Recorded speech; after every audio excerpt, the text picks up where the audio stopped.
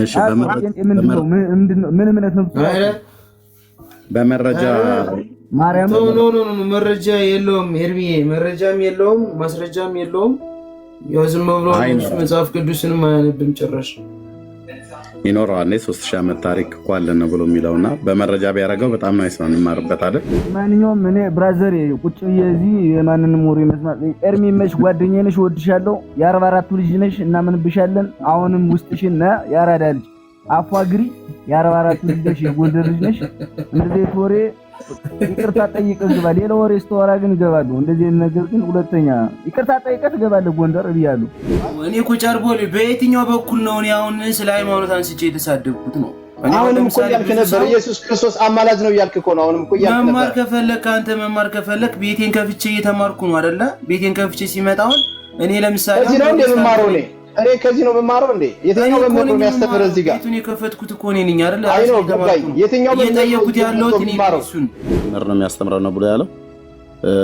እንግዲህ ምናልባት እሱ የሚያምንባቸው መምህራን ካሉ ሄድና ጥራና የትኛውን መጋቢ ብሉይ፣ መጋቢ አዲስ፣ መርጌታ፣ መነኩሴ ምናምን ነገር የሚባሉ ቄሶች የሚባሉትን ጥራና ከማጋ መማማር እንዳለበት ይሄው ነው ያለሁኝ። ከኔ ጋር ያወራሉ። እኔ የሃይማኖት መምህር ነኝ። ያለ በደብዳቤ ወንጌላዊ ነን ምናምን ያላችሁ ሰዎች እሱ በደብዳቤ የሚሆን በክላሴር እሱ አይደለም። አሁን ዋናው እውቀት ያለው ሰው ካለ ጥራና አንተ እዚህ ባለህበት ከኔ እንደናንተ አይነቶች የበግ ለብድ ለብሰው የሚመጡ ሌቦች እኮ ናቸው። ገብቷል? እንዲህ አይነት ወጣትን የምትዘርፉ ገባ?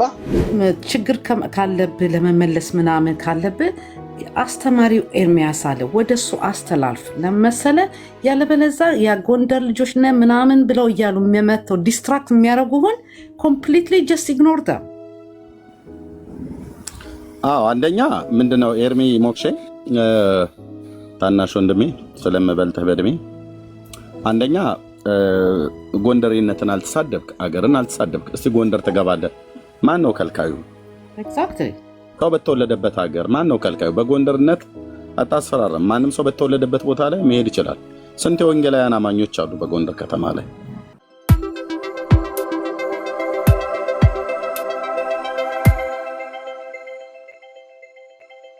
አንተ ቆይ ልንገር፣ አሁን አሪፍ ጥያቄ ጠይቀ የምትለው እስቲ አንተ ካያዝከው እሱ የሱን ጥያቄ ካያዝከው እንዴው አንዱን ካያዝከው ጠይቀኝ እስኪ።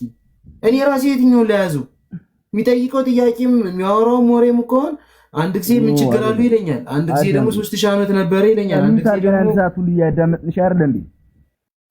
አሁን የእናንተ ችግሩ መጽሐፍ ካነበባችሁ በኋላ ምላሳችሁ ረዝማል። አሁን ችግራችሁ ይሄ ገባሻ? እኛ አንድ ሰዓት ሙሉ ቁጭ ብለን እየሰማን ነው የነበረ። ቤስት ደግሞ 3000 ዓመት ያስቆጠረችን ቤተክርስቲያን በምንም ሞራል በየትኛው ሚድ ከብሉ ኪዳን በኋላ ብሉ ኪዳን በፊትም በለው ምንም የምትከራከርበትን የምታሳምንበትን መንገድም የለም። ሰማን በጥቂት እኮ ያንተ አባት እኮ አያቆም እኮ ጴንጤን እርግጠኛው ነኝ የምነግርህ ማለት ነው። እሺ ምን እምነት ነው በመረጃ ማርያም ኖ መረጃ የለውም። ኤርሚዬ መረጃም የለውም ማስረጃም የለውም። ያው ዝም ብሎ መጽሐፍ ቅዱስንም አያነብም ጭራሽ። ይኖረዋል 3000 ዓመት ታሪክ እኮ አለን ነው ብሎ የሚለውና በመረጃ ቢያደርገው በጣም ነው አይስማን እንማርበት አይደል? ሰላም ብያለሁ ሞክሼ፣ ሌሎቻችሁንም ሁላችሁንም ኤርሚዬ ሰላም ነው። ደህና ነኝ እግዚአብሔር ይመስገን። ለማንኛውም እኔ ብራዘር ቁጭ ብዬ እዚህ የማንንም ወሬ መስማት ኤርሚ መች ጓደኛዬ ነሽ፣ ወድሻለሁ፣ የ44 ልጅ ነሽ እና ምን ብሻለን አሁንም ውስጥሽን ና ያራዳ ልጅ አፏግሪ የ44 ልጅ ነሽ፣ የጎንደር ልጅ ነሽ። እንደዚህ ወሬ ይቅርታ ጠይቀህ ግባ። ሌላ ወሬ ስተወራ ግን እገባለሁ። እንደዚህ ነገር ግን ሁለተኛ ይቅርታ ጠይቀህ ትገባለህ ጎንደር እያሉ እሱን ማወቅ አለብህ። ጓደኛዬ መጀመሪያ መጣላህ እኔ ነኝ እና ያለን ብራዘር በቃ ወንድ ነኝ ዛሬ ልገባ ነው ብለህ ፖስት አንተ ነገውን ጥምቀት ነው ነገ ጥር ገባለሁ ወይ በዚህ ገባለሁ ብለህ ፖስት። እሺ ስገባ እናገርና ገባለሁ። እሱ አስማማናል። ይመች። እሺ ወንድሜ ቻው። ስታይ ይሁድ ኤርሚ እንዴት ነህ? በመረጃ ያሳዩናል ብዬ ነበረ። ወይኔ አይ ሁለቶችንም አውቃቸዋለሁ፣ ሁለቶችንም በአካል አውቃቸዋለሁ። ሁለቶችም የመጡበት ወይም ደግሞ ሊናገሩ የፈለጉት ያንኛው ሙስሊም ነው። ባይዘው መጀመሪያ የተናገረው ልጅ ሙስሊም ነው። ሙስሊም ነው። ስለ ቤተ ክርስቲያን ግን ያለችውን ነገር ምናምን እውቀቱን ያለው መናገር የፈለጋትን ሀሳቡን ተናገረ እንጂ ሙስሊም ነው ልጁ። የ3000 ዓመት ታሪክ አላት ብሎ ያለው ሙስሊሙ ነው። ቆይ ላስገባል። 3000 ዓመት ታሪክ አላት እያለ ነበር። መጥቷል ተመልሶ። አይሽ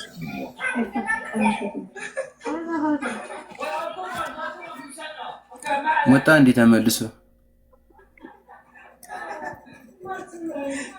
ናግባ እንጂ ቤስት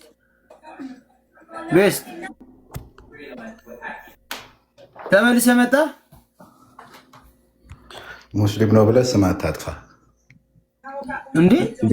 ግሬዱን ቀይረው ኤርሚ። እሺ ወንድም ኦርቶዶክስ ነው ወይም ደግሞ የወንድም ባለቤት ኦርቶዶክስ። አንተ ምንድነው ለመሸወር ምናምን ሞክር ሰውን እንጂ ናግባና ጥያቄን ምናምን ነገር ያለህን ነገር ተናገር። ትናንትናና ዛሬ ጭቅጭቅ በጣም ነበረ። ሊሆን አወቅከው አይደል? ባለፈው ያስተዋወቅኩ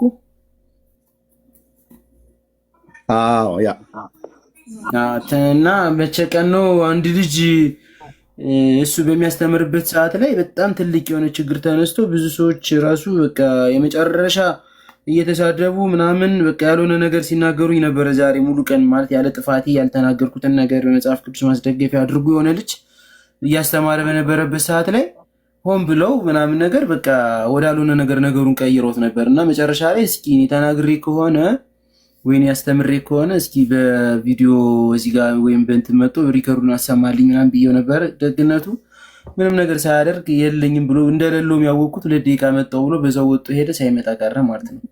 እና እርስ በርስ እዛው ሀገር ቤት ሁላችንም ተወልደን ያደግንበት አንድ አካባቢ ስለሆነ ገብቷል። ብዙ ጭቅጭቅ አለ። ታች የሚሳደቡት ምናምንም አብረውኝ ስላደጉ የአንድ ሰፈር ልጆች ስለሆነ ምናምን ነገር ነው። እና የተነሳው ትምህርት ምንድነው መሰለ? ስለ እመቤታችን ቅድስት ድንግል ማርያም ነበር ትምህርት ያነሳ ሊዮ ማለት ነው።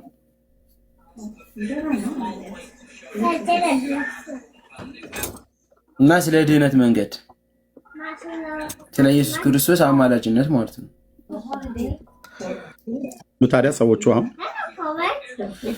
ማይገቡ ምን እንዳለ ታውቃለህ? ኤርሚ አንዴ ላውራላችሁ። እኔ ብዙ ስለተማርኩኝ ስታወሩ በተቻላችሁ አቅም እናንተ ማስተማር የምትፈልጉትን የራሳችሁን አስተምሩ። ኦርቶዶክስን አትጥሩ። የግድ ኦርቶዶክስ መተራስ የለብህም ለማስተማር። ማስተማር የምትፈልገውን የራስህን አስተምር። አትውቀስ ሌላውን፣ ወይም ሌላውን ደግሞ እያነሳህ እንዲህ ነው አትበል። በቃ የራስህን አስተምር። ሃይማኖት አለ፣ ሃይማኖትን አስተምር።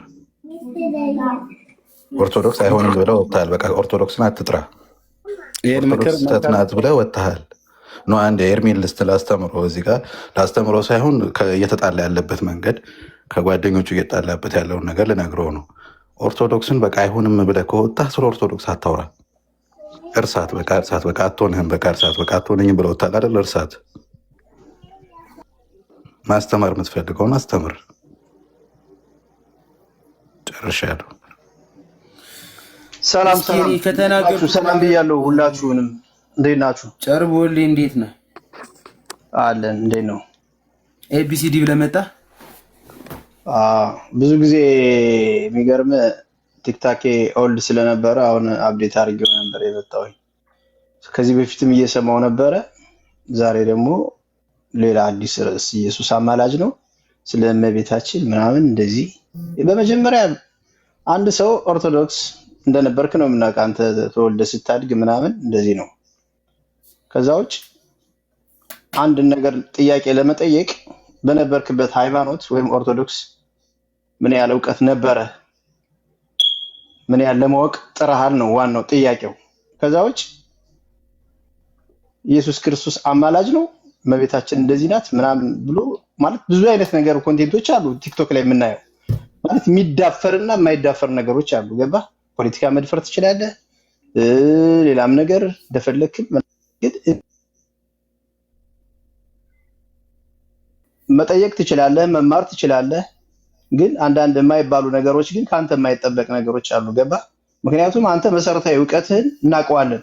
መሰረታዊ እውቀት ማናችንም እኛ መጽሐፍ ቅዱስን ገልጠን ወይም ደግሞ ከአባቶቻችን በትክክል ተቀምጠን የተማርነው ነገር እንደሌለ እናውቃለን። ይሄ የማን ችግር ነው? የራሳችን ችግር ነው። ገባ? ከዛ ውጭ ግን እንደ ፋሽን እንደ ጫማና እንደ ልብስ የምትቀያይረው ምናምን አይደለም። መቀየር መብት ነው። ነገር ግን ስለማታውቀው ነገር ስላልተረዳኸው ነገር እዛ ጋር ሃይማኖት ያደክበት የተጠመክበት የኖርክበትን የእናት አባትህ እምነት የራስህ እምነት ገብቶሃል። ይሄን እምነት ወደ ሌላ እምነት ሽፍት ላድርግ እንኳን ካልክ የነበርክበትን እምነት ዲቴል ማወቅ ይገባሃል። ገብቶሃል። መመርመር አለብህ። ልመርምር ካልክ ማለት ነው ለወቅ ካልክ እንጂ ሳታቅ ዝም ብለህ ዘለ ኢየሱስ አማላጅ ነው እንደዚህ ነው ምናምን ብትል ሌላ ነገር ነው የሚመስልብህ። ገብቶሃል አይደለ? ምክንያቱም አንተ ወንድሜ ነህ። ገባህ አይደለ? እርሜ በፈለከው አሁን ላይ ሌላ ነገር ቢሆን ዝም ልልህ እችላለሁ እኔ። ገባህ? ግን አንዳንዴ ዛሬ ተኝተን ነገ መነሳታችን እርግጠኛ ያልሆን ሰዎች ከፈጣሪ ጋር ይሄን ያክል መዳፈር ላንተ ጥሩ አይደለም ብዬ ነው። እውነቱን ነው የምነግርህ። እኔ ትልቅ ወንድም ነኝ። ገባህ? ወይንም በስነ ስርዓት ምናምን ካንተ በልጬ ላይሆን ይችላል። ግን ይሄ ለራስህ ጥሩ አይደለም ብዬ አስባለሁ። ገባህ? ምክንያቱም ማወቅ መብት ነው እየነገርኩህ ነው ኤርሚዬ። አሁን እየሰማሁ ነው። አሁን ምን አለ መሰለህ ትናንትናም ጀስት በኢትዮጵያ ትናንትና ማለት ነው በእኔ ቅድም ከስራ ስመለስ ሙሌን አወቅኩ። ሙሉቀን ባላገሩ ያንን አንስቶ ለረጅም ሰዓት እየሰደባችሁኝ ለረጅም አንተ አልነበርክም በእርግጥ እንጂ እኔ ብቻ ግን ከዛ ቦታ ላይ ግን ወደ 70-80 ሰው ተቀምጦ እኔን እየሰደበኝ በቃ እንደዚህ እናድርገው በቃ ስልኬንም ለማዘጋት ማለት ነው በቃ እንትን ሁሉ ለማዘጋት በዛም አልፎ ጎንደር መምጣት የለበትም በሚል በጣም በብዙ አጀንዳ ሲሰርቡኝ ነበረ። ያን ሁሉ ነገር ግን ስራ ቦታው ነበር ሰማቸው ነበር። ጀስት ግን ከዛ ቤት ከፍቼ ተመልሰው እሱ ሲዘጋ ወደ እኔ መጡ። ራሱ መጣ። እኔ የትኛው ቦታ ላይ ነው ስለ ሃይማኖት የተሳደብኩት? የትኛው ሰዓት ላይ ነው እንደዚህ ነው ብዬ የተናገርኩት? ሲጀመር ማለት ነው።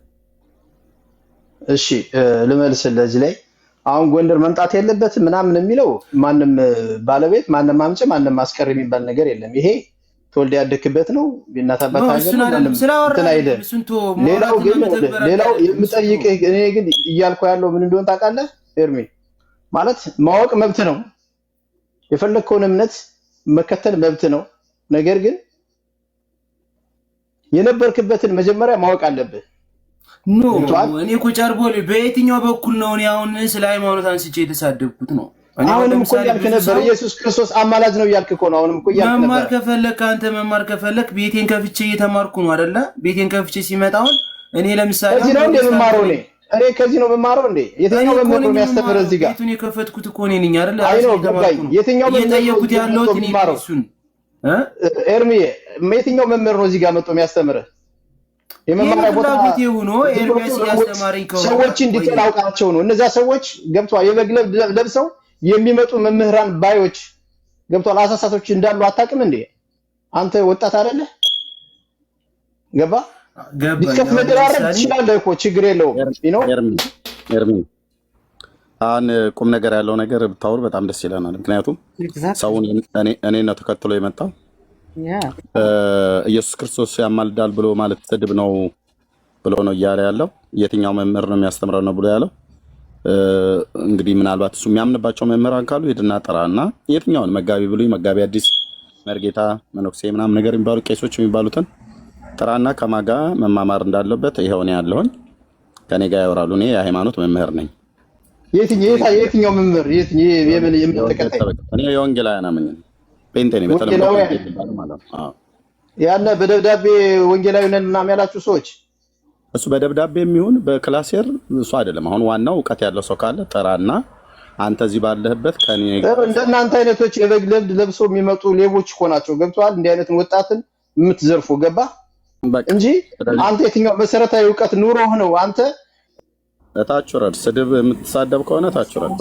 ሶሪ ኤርሚ ሶሪ። መሳደብ ሲሳደቡ አውርዳቸው ለመሰለ እኛ በሞትልን ምናምነው ኦኬ፣ በጌታ በኢየሱስ ስለደረሰብህ። እኔም ኦርቶዶክስ ነበርኩ። አወዝ ኦርቶዶክስ ኦኬ በቃ። እና ኤርሚያስ ያንጉን እዚህ ኤርሚያስ ቤቱን የከፈት ምነግር ብዙ ጊዜ ገባለሁ አንተ ጋር። ፕሊዝ ዶንት ቶክ አባውት ኦርቶዶክስ። አሁን ለምሳሌ ለሚያውቀው ኤርሚያስን አውቀዋለሁ፣ ሎንግ ታይም ነው የማውቀው። አንድ ችግር ካለብህ ለመመለስ ምናምን ካለብህ አስተማሪው ኤርሚያስ አለ ወደሱ አስተላልፍ ለመሰለ ያለበለዛ የጎንደር ልጆች ነህ ምናምን ብለው እያሉ የሚመተው ዲስትራክት የሚያደርጉህን ኮምፕሊትሊ ጀስት ኢግኖር ደም። አንደኛ ምንድነው ኤርሚ ሞክሼ ታናሽ ወንድሜ ስለምበልጥህ በእድሜ አንደኛ ጎንደሬነትን አልተሳደብክ፣ አገርን አልተሳደብክ። እስቲ ጎንደር ትገባለህ፣ ማን ነው ከልካዩ? ኤግዛክትሊ ሰው በተወለደበት ሀገር ማን ነው ከልካዩ? በጎንደርነት አታስፈራረም። ማንም ሰው በተወለደበት ቦታ ላይ መሄድ ይችላል። ስንት የወንጌላውያን አማኞች አሉ በጎንደር ከተማ ላይ። ኦኬ፣ በእውቀት ሞግቱ። ደግሞ ኢየሱስ ክርስቶስ ያማልዳል ብሎ ኤርሚ ከተናገር ስድብ አይደለም። ምን ያገናኘዋል? ኦርቶዶክስ መስደብ ማለት ነው ኢየሱስ ያማልዳል ማለት? ማርያም አታማልድም ማለት ኦርቶዶክስ መስደብ ማለት ነው? እውቀት ካላችሁ በእውቀት ገብታችሁ ሞግቱ። ኦኬ፣ ከዛ ውጪ ይሄ የጋርዮሽ አስተሳሰብ የሆነ በማስፈራራት ምናምን ነገር የሚሆን አይደለም። በእውቀት ግን የሚያወራ ሰው ካለ ይሄውን የዚህ ያለው ይምጡ። በየትኛውም ሀሳብ ላይ ማውራት እንችላለን። ይምጡ። የ3000 ዓመት ታሪክም ብሎ የሚል ሰው ካለ ይምጣና በመረጃ በታሪክ በተደገፈ ታሪክ ላይ ይመስለኛል እሱ እንግዲህ በቤተክርስቲያን ታሪክ የ3000 ዓመት ታሪክ ካላት የኢትዮጵያ ኦርቶዶክስ ተዋሕዶ ቤተክርስቲያን ያ ሰው ይምጣና እዚህ እኔ ባለሁበት ይነጋገር፣ ያሳየን፣ እንማራለን። የማናውቀውን እናውቃለን። ኦኬ፣ አለቅ። ሲጀምር ቤተክርስቲያን የ3000 ዓመት ታሪክ አለኝ ብላ ያለች ቀን ነው የወደቀችው። የታሪክ ውድቀት ማለት ነው። ለምን ብላችሁ ብትሉ በክርስቶስ ክርስቲያን ተሰኝተናል ብላ የምትል ቤተክርስቲያን ክርስቶስ ገና ከተወለደ ስንት ሺህ ዓመቱ ነው? በኢትዮጵያ ካላንደር 2018 ዓመት ማለት ነው። በጎርጎሪያን ካላንደር ደግሞ 2025 ማለት ነው። ስለዚህ 1000 ዓመቱ ከዛ በፊት ከክርስቶስ ልደት በፊት ከ1000 ዓመት በፊት ማለት 3000 ዓመት ማለት ዳዊት ነበር፣ ንጉስ ዳዊት ነበር የነበረው። በንጉስ ዳዊት ዘመን ቤተክርስቲያን ነበረች ብሎ ከመናገር የበለጠ ውድቀት የለም። አለመማር ኢትዮጵያዊነታችንን እንድንጠላው አታድርጉን። መሀይምነት ቤት እንደሰራብን አይነት አድርጋችሁ አታድርጉ። ታሪክን እወቁ። ኦርቶዶክስ እድሜዋ 1700 ዓመት ነው። አለቅ። እስኪ ተሳስታል ብሎ የሚል ሰው ካለ ገብቶ በእውቀት ይሞግት። ኦኬ፣ 1700 ዓመት በባለፈው ዝክረ ኒቂያ ላይ እኮ አከበረች። ከየት አምጥታችሁ ነው 1300 ዓመት ጨምራችሁ 3000 ዓመት ነው ብላችሁ የምትሉት? እና ናግባ 21 ንግስተ ሳባ ብሎ የሚል ሰው ካለ የሶሎሞን ዳይናስቲን የንግስተ ሳባ ኩዊን ኦፍ ሼባ ኢትዮጵያዊ ነች ብሎ የሚል ካለ ታሪክ ተመራምሬ ያለው አገላብጫለሁ ብሎ የሚል ካለ ይምጣ። ናግባ አውቃታለሁ ንግስተ ሳባን 21 ናግባ ይኸው ልኬልሃለሁ። ናግባ ማነች ንግስተ ሳባ? የምን ሀገር ሴት ነች? የሴትዮዋ ስም ነው ንግስተ ሳባ? ምን ያገናኛል? ኤርሚን ሃይማኖት ተሳደበ ምናምን ነገር ብሎ የሚል ካለ በትክክል ኤርሚ እንደዛ ተሳደበ ከሆነ አላውቅም። እኔ እስከማውቀው ግን ኤርሚ ነገርኳቸው። በጣም ብዙ ሰው ድንጋይ ለመወርወርና ለመሳደብ ወይም ደግሞ በቃ ለመናገር ይቸኩላልኝ። ጀስት ግን እኔ ሊሆን አስተዋውቂያለሁ። ሊሆን መጥቶ ቪዲዮ ከፍተን ስለ እመቤታችን ቅድስት ድንግል ማርያም እያወራን ነበረ። በዛ መካከል ላይ ግን አንደኛው ልጅ ሆን ብሎ ነገር ኮትኩቶ መቼም በቃ የወንድ ልጅ ስራ አይደለም የሰራው ስራ ማለት ነው። በቃ ደቡብም ሰሜኑም ምስራቁም ምዕራቡም ኢትዮጵያዊ ነው። ኦኬ 3000 ዓመት ያለ ልጅ ገብቶላል። 3000 ወይ የኔን ጥያቄ ልትመልስ ነበር የገባው ኤርሚ። አንዴ ልጠየቀው ወደ ስልፍ ከመግባታችሁ በፊት ኤርሚ ነው ብሎኛል ስሜን አይደል? የእሱን የጓደኛን ስም ጠይቀው። አሁን ኤርሚ እያወራ ያለው የ1600 ዓመት ታሪክ ያልከው የኢዛና ጊዜ የፊሊፕ ባፕቲስት ዘፊሊፕ የመጣበትንና ኦርቶዶክስነትን ያስተማርበትን ጊዜ እየጠራን ያለው መረጃ አምጣስጠኝ ከኢትዮጵያ ታሪክ ወይ ከቤተክርስቲያን ይጣጣ ነው። አሁን እያወራ ያለውን ነው እያወራን ያለው። 1600 ዓመት ታሪክ አልከኝ። 1600 ዓመት ታሪክ ማለት እኔ በመረጃ ስነግርሃለሁ። አንተ እሺ 1600 ዓመት ያልከው መቼ ነው? እሺ አሁን እኔ የመሰለኝ 1600 ማለት በኢዛና ጊዜ በአራተኛው ሴንቸሪ። አድምጠኝ። የመሰለህን አታውራ። የመሰለህን እኔ ላይ ለጥፈህ ማነው? ኦኬ የመሰለህን እኔ ላይ ለጥፈህ ካበቃ በኋላ የመሰለኝ ምናምን ብለህ አትበለኝ። ቆይ አንዴ ተረጋጋና ንገረኝ። ወዳጄ አንተን መረጋጋት ያለብህ እንደገባህ የመሰለህን ተናገርክ። አንተም እኮ እንደመሰለ የ3000 ዓመት ታሪክ ስልህ እኮ ሌላ ተረት ተረት አወራ። ይሄንን የመሰለህን እኮ ነው ያወራ። የ3000 ዓመት ታሪክ ስልህ ሌላ ነገር አወራ። የታሪክ መጽሐፍ ካለ ወይ እየነገርኩህ እሺ፣ አውራሽ አንተ 1600 ዓመት ያልከውን ንገረኝ። እኔ ከአክሱም ጊዜ ጀምሮ በቅርስ የተጻፈውን ነው እየነገርኩህ ያለሁት። አንተ ደግሞ 1600 ዓመት ያልከውን አውራ።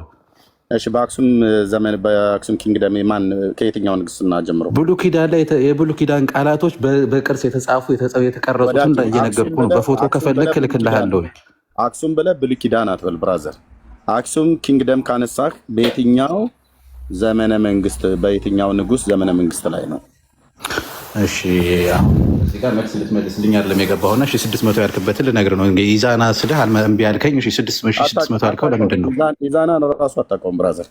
ታሪክ አንባቢ ከሆንክ 4ኛው ክፍለ ዘመን 1600 ዓመት ካልክ የዛሬ 1600 ዓመት የኢትዮጵያ ኪንግደም የነበረው የኢዛና ኪንግደም ነበር። የት አካባቢ ነበር ኢዛና? ኧረ ተረት ተረት አታውሪ። የት አካባቢ ነበር ምናምን ይለኛል። እንደ ሌላ ተረት ተረት ያመጣል እንዴ? እሺ ምንድን ነው ያመጣው? 600 ዓመት ታሪክ ኦርቶዶክስ ከተመሰረተ 600 ዓመቷ ነው አልከኝ እኮ። ቤተክርስቲያን ከተመሰረተ 600 ዓመቷ እያልከኝ እኮ ነው። ታወራውን በመረጃ ታወራለህ። ጃ መሆኑን አሁን ቀጥዬ ካሜራ ስከፍት እንዳትወርድ እሺ ወንድሜ። መረጃዬን ሰንጄ ሳመጣ አሁን አንተ መጀመሪያ ታሳየኛለህ። እኔ አሁን መጽሐፍቶቼን እያዘጋጀሁ ስለሆነ የምታወራው ሰው ማን እንደሆነ ማወቅ አለብህ በመጀመሪያ። ኦኬ ቴንክ ዩ። ኦኬ ነው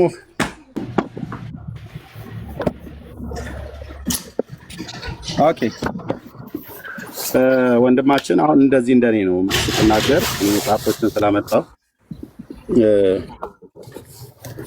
እንደዚህ በመረጃ አስደግፈን እናወራለን። ኦኬ ድምፅ አለ አንተ ጋር ሚዩት አድርገውና ማለት ነው። ልብ በሉ ሪከርድ አድርጉ። ቴንክ ዩ።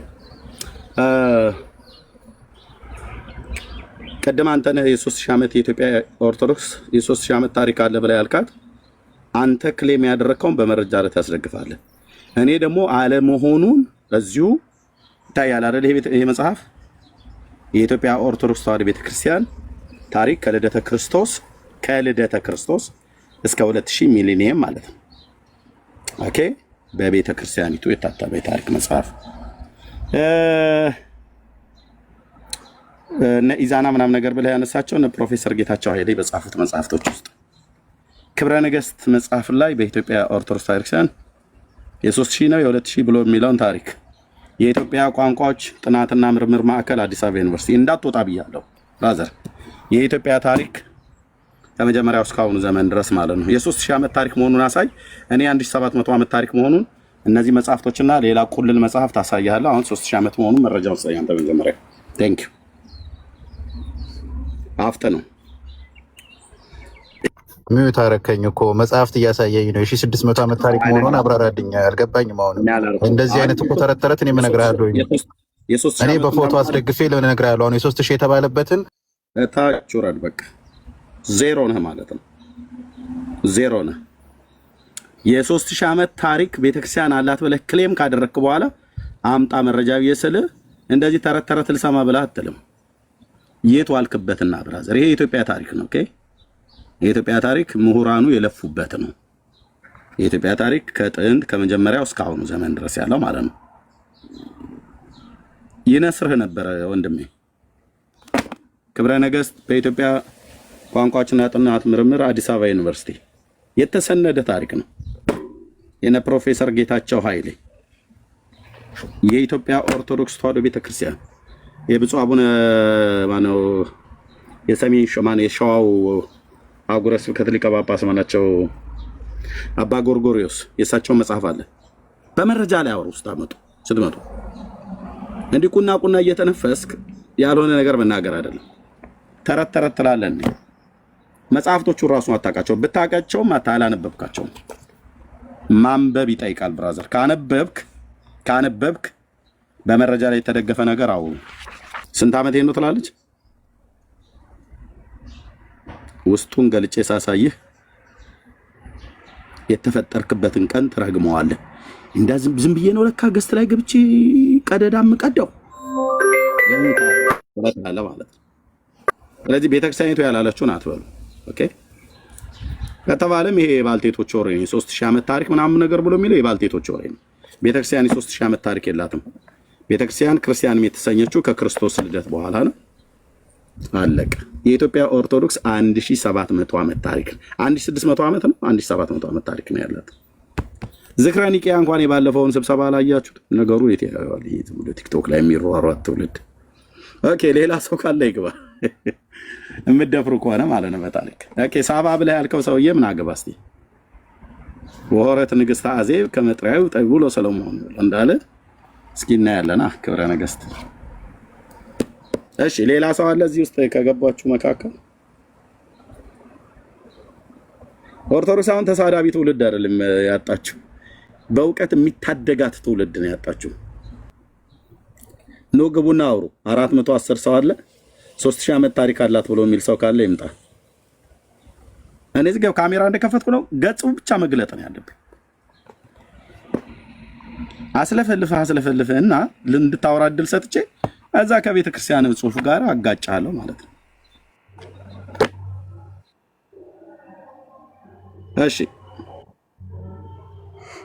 ኖ ግቡ ማለት አንዳንድ ቁጥር እየጻፋችሁ ነው። ስልክላችሁ አትገቡም።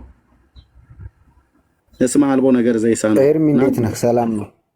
ደህና ነኝ። እንዴት ነው ወንድማችን?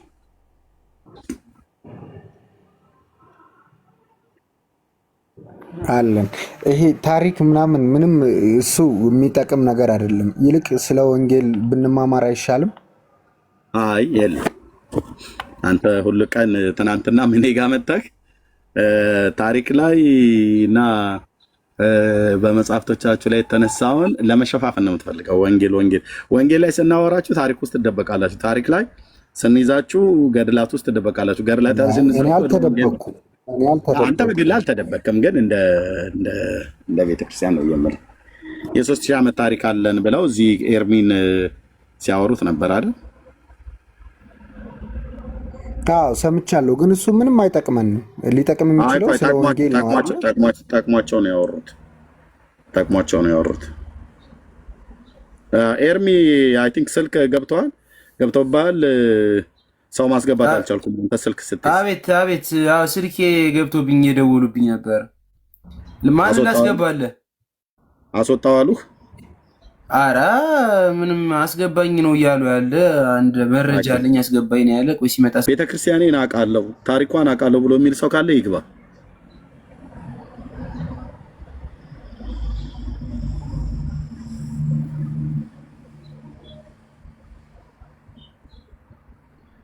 በሉ ገባ በሉ እንዴ! ይሄ ሁሉ ህዝብ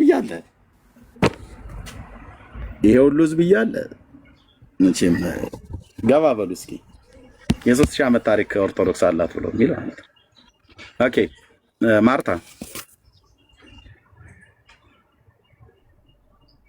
ማርታ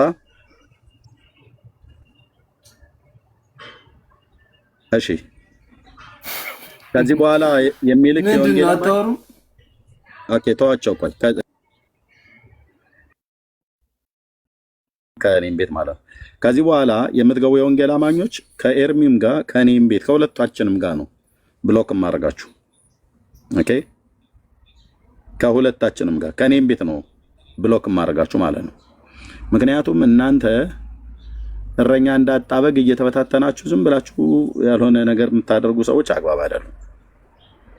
እንደኛ ኦርቶዶክሳውያን የጠራነው የ3000 ዓመት ታሪክ አለኝ ብሎ የሚል ኦርቶዶክሳዊ ይምጣ። መረጃ በማቅረብ መረጃ በመስጠት መነጋገር የተሻለ ነገር ነው። ይኸው ቤስት መጥቷል። አሁን እሱ መረጃ አለኝ ብሏል። እኔ አሁን ኤርሚ እኔ አንተን ብዬ ነው የመጣሁት። ይሄ ልጅ ብሎክ የሚያደርገኝ ያስወጣኝም እኔ አላውቀውም አያውቀኝም። መልስ ይመልስላል ብለን ያመጣኸው እያስወጣ ምን እያለ እዚህ ጋር መልስ አይደለም መልስም አይስጠኝ መልስም መረጃ ቅርብን ያለ እኮ አብዲ ምንም እኮ መልስ እኮ አታውራ ማሬ። ከፈለክ አስወጣኝ። እኔ አንተን ብዬ አልመጣሁም ኤርሚ። እዚች ጋር መልስ ይመልስልሃል ብለህ ነው አይጠራኸው? መልስ መልስልኝ። ዝም ብለህ የመጽሐፍ ርዕስ አትጥራልኝ። ዓለማዊ መጽሐፍ እየጠራ ዝም ብለህ ያወራል። መልስ መልስልኝ ያልኩት ላወራኸው ነገር መጀመሪያ መረጃ አምጣ። 3000 ዓመት ታሪክ አለ ብለህ 3000 ዓመት ታሪክ ብዬ ስለው እኔ እዚች ጋር መረጃ ስክሪንሾት አምጪ ጎግል ላይ ዝም ብለህ 3000 ሂስትሪ ብዬ ጎግል ላይ ስክሪንሾት አድርጌ ላምጣልህ ከፈለግ። ከአይሁድ ጊዜ ጀምሮ ኢትዮጵያ ላይ ከኦርቶዶክስ በፊት በሚል የነ አብርሃምን እኔ አንተን እያወራሁ አይደለም። የነ አብርሃምን ፈጣሪ ስትከተል የነበረ አይሁድን የነበረ አንድ ልመልስ እያዳመጥኩ ነበር እስካሁን ድረስ። አንተን አላወራም። ወይ መጀመሪያ ቤስ ተረጋጋ። ከኔ ጋር ነው የምታወራው አይደለ? ኤርሚሽ አስመጣህ 3000 ዓመት ታሪክ አለኝ ብለህ ስትል ክሌም ያደረግከው አንተ ነህ። እዚህ ደግሞ አየህ ህዝቡ እኔን ነው ተከትሎ የመጣው የሁሉ ህዝብ ማለት ነው። ስለዚህ እኔ ባመጣሁት ህዝብ ላይ እዚህ ለወንድሜም ነው ኤርሚያስ እሱ ጋር ስትናገር እኔንም ነው የምታስተምረው እሱንም ነው የምታስተምረው። ሰውን እውቀት ለማስጨበጥ ከሆነ የ3000 ዓመት ታሪክ አላት ቤተክርስቲያኒቱ ብለህ ክሌም ካደረግ እኔ አንተን ህዝብንም ብዬ አይደለም የመጣሁት። እኔ አንተም ህዝብም ተመልሰው ውጣ ከፈለክ እዚህ ጋር እኔ አንተ ስለ ሰው አታውራልኝ። እኔ እነሱም አይመለከተኝም። ልመልስ ሚዩት ለምን ታደርገኛለህ? ታች ውረድ። እኛም እኔም ከእነሱም ካልተመለከተ ታች ውረድ። ኦኬ እኔን ተከትሎ በመጣ ህዝብ ላይ እንደፈለገ አታነፋም ማለት ነው። ታች ውረድ።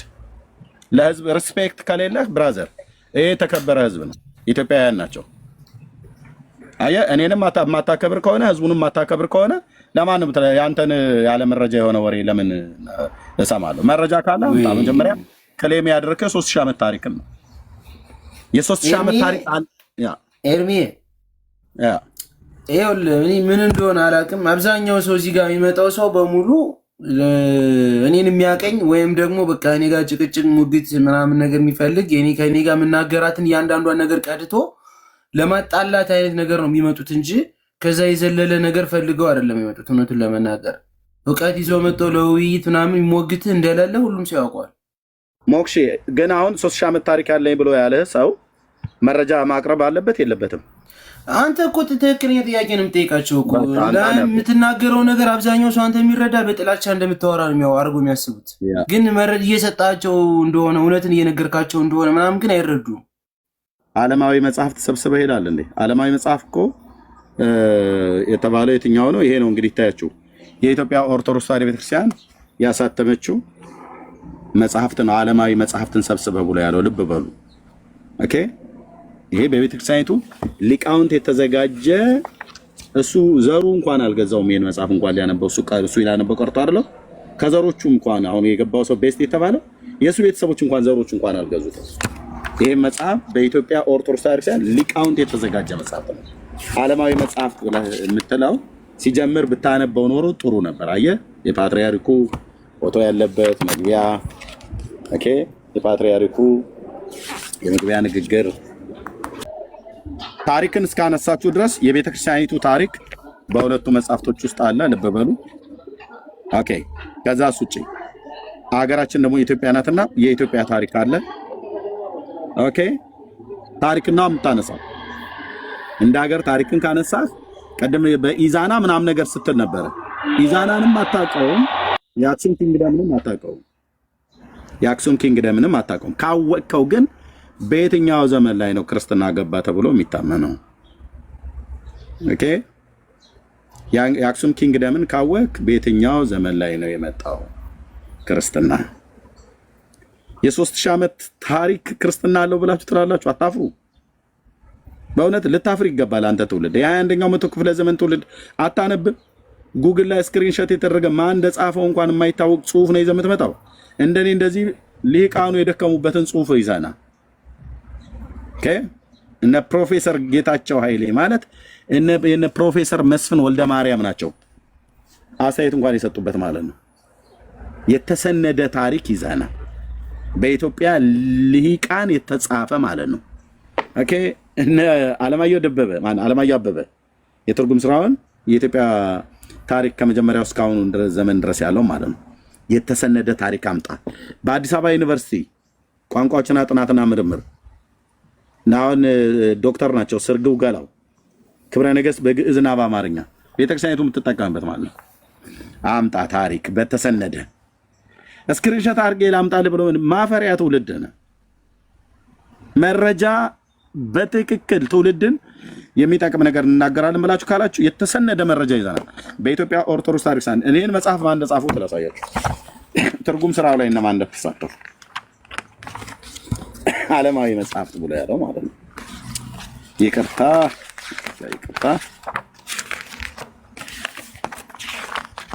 በዚህ የትርጉም ስራ ላይ እነማን እንደተሳተፉ ላሳያችሁ። ኦኬ የቅዱሳት መጽሐፍ ትርጉም ታሪክ ኦኬ በኢትዮጵያ ማለት ነው በዶክተር ምክረ ስላሴ ገብረ አማኑኤል የመጽሐፉ አዘጋጆች ማለት ነው። ልብ በል እኚህ ሰውዬ በጣም ትልቅ ሰው ናቸው በኦርቶዶክስ ቤተክርስቲያን ውስጥ።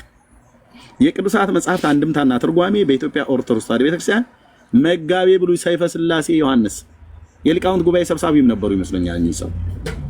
እነዚህ በጣም ቶፕ የሆኑ ሰዎች ናቸው። ብራዘር ዓለማዊ መጽሐፍ ሰብስበው ይላል። አንተ ማን እንደጻፈው የማይታወቅ ስክሪንሾት ይዘህ ልትመጣ ማለት ነው።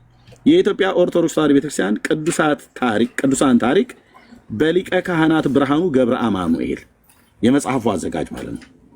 የኢትዮጵያ ኦርቶዶክስ ተዋሕዶ ቤተክርስቲያን የውጭ ግንኙነት መልአከ ታቦር ተሾመ ዘሪሁን። እነዚህ ጉምቱ የሆኑ ሊቃውንት ናቸው ያዘጋጁት። ብራዘር የሊቃውንት ጉባኤ ውስጥ ያሉ ማለት ነው። ዳር ትይዛለህ ስልህ። ስለዚህ የቤተክርስቲያኒቱ አንጡራ ሀብቴ ብላ ህዝቤ የወቀው ብላ ባስቀመጠችው በጻፈችው መጽሐፍት ውስጥ ነው የምናገረው። ይሄም ዶክተር ስርገው ጋላው ናቸው። አሁን ዶክተር ናቸው።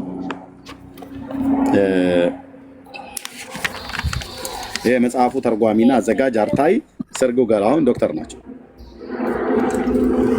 የመጀመሪያው እትም 1994 ክብረ ነገሥት የኢትዮጵያ ቋንቋዎች ጥናትና ምርምር ማዕከል በአዲስ አበባ ዩኒቨርሲቲ 1994 ንግድ ማተሚያ ቤት ለሁለተኛ ጊዜ 2005 ማለት ነው። ክብረ ነገሥት የኢትዮጵያ ቋንቋዎች ባህልና አካዳሚ አዲስ አበባ ዩኒቨርሲቲ 2025 ያው ታተመ ይላል። ይሄ በዩኒቨርሲቲው ተቀባይነት ያለ ማለት ነው። በአገራችን ደረጃ ማለት ነው። የቋንቋና ጥናቶች ምርምር ማዕከል ማለት ነው። አዲስ አበባ ዩኒቨርሲቲ ማለት ነው። የኢትዮጵያ ኦርቶዶክስ አዲስ አበባ ዩኒቨርሲቲ በሁለት ግለሰቦች ደግሞ ታዋቂ በሆኑ በፕሮፌሰር ጌታቸው ኃይሌ እና ደግሞ በአለማየሁ ደበበ የኢትዮጵያ ታሪክ በመረጃ ፊቴ አትቆሙም። 4 ነጥብ ላናድዳ አንዴ መናገር እችላለሁ? ቆይ አንዴ ፕሊዝ። በመረጃ መሬት ይከዳሃል ማለት ነው። ኦኬ መረጃ ከሌለህ መሬት ይከዳል። መረጃ ካለ ህዝብ ፊት ታወራለህ። እኔ አሁን እንደዚህ ካሜራ ከፍቼ የሚያወራ ሰው ካለ የቱ ጋር ነው በኢትዮጵያ ታሪክ ነገስታት እንትን ኢዛና ስትል ነበር እንደ ቅድም ይሄ ገባው ሰውዬ ኢዛና እንትና ማን ነው አብርሃ አጽብሃ ምናምን ነገር ብለህ የአክሱም ኪንግደምን ካነሳህ በየትኛው ዘመን ነው ክርስትና ወደ ምድሪቱ ገባ የተባለው?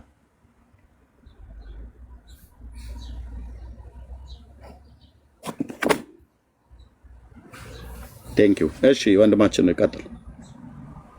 ኤርሚ ትልቁ ላይ ወለ ታብታብ። አረ እሺ ኤርሚ ትልቁ ላይ ወለ ታብታብ አንተ እንዲመች። እሺ እሺ እሺ ስምህ እንዴት ነው የሚነበበው? ፕሊዝ ስምህ ምንድነው? ኤስኤስኤፍ ምንድነው? አይ ይሄ ዝም ብዬ በራሴ ያደረኩት ነው። ምን የሆነ ነገር አታርገው እንድናነበው የሚሆን ስም በቃ እሺ አስተካክለዋለሁ። ምን ብዬ ልጥራ? እሺ ባይዞ ይሄ አሁን ታሪክ ምን የምንለው ነገር ለኛ ምንም ጥቅም ሊሰጥ የሚችል ጉዳይ አይደለም። ለምን? ልክ ነው። ሰው በመረጃ ሲናገር ደስ ይላል። እኔ ደግሞ እዚህ ጋር አሁን ምንም መረጃ ስለሌለኝ ስለ መረጃ ላወራ አልፈልግም። ግን ምንድነው በቃ ህይወት ሊያሰጥ የሚችል ነገር ብንማማር ደስ ይለኛል። ማለት ያው ሁላችንም ጊዜያችንን መስዋዕት አድርገን ነው። ቤተክርስቲያን ታሪክ አላት የላትም? ቤተክርስቲያን ታሪክ አላት የላትም? ቤተክርስቲያን ታሪክ አላት፣ ግን ያን ታሪክ ከነ መረጃ ማቅረብ ስላልቻልኩኝ በዚህ ጉዳይ ላወራ አልችልም። አልጠይቁም ገና አልጠይቁም። የስንት ሺህ ዓመት ታሪክ አላት ቤተክርስቲያን? በተለምዶ ነው እኔ የማውቀው፣ በመጽሐፍ አላውቀውም። በተለምዶ የስንት ዓመት ይባላል? 3000 ይባላል፣ ግን እርግጠኛ እኔ ስለማልሆን በትክክል መረጃው እስከሌለኝ ድረስ በድፍረት ላወራ አልችልም። ያንን 3000 ብሎ የሚለውን አንተ መረጃ ባይኖርህም ግን ትቀበለዋለህ አይደል? በተለምዶ የሚባለው አይ በተለምዶ የሆነ ነገር እኔ አልቀበልም መረጃ እስካላገኘው ድረስ። ካልተቀበልክ ቤተክርስቲያን የክርስቶስ ነች አይደል? የክርስቶስ ነች። ክርስቶስ ስንት ዓመት ሆኖ በዚህ ምድር ላይ ከተወለደ? አሁን እሱንም በመጽሐፍ ቅዱስ ይሄን ያክል ዓመት ብሎ እስካልተገለጸልኝ ድረስ ሰዎች የጻፉትን እሱንም ማመን አልችልም። ኦኬ አታምነውም ማለት ነው። ስለዚህ ክርስቶስንም መወለዱን አታምንም ማለት ነው አንተ? ክርስቶስ መወለዱንም አምናለሁ። መቼ ነው የተወለደው?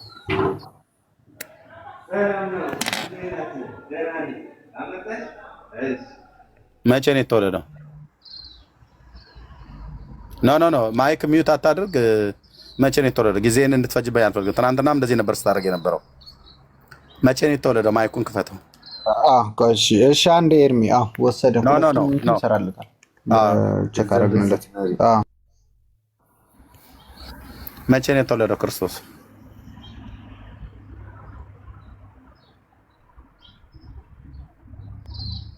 ኦኬ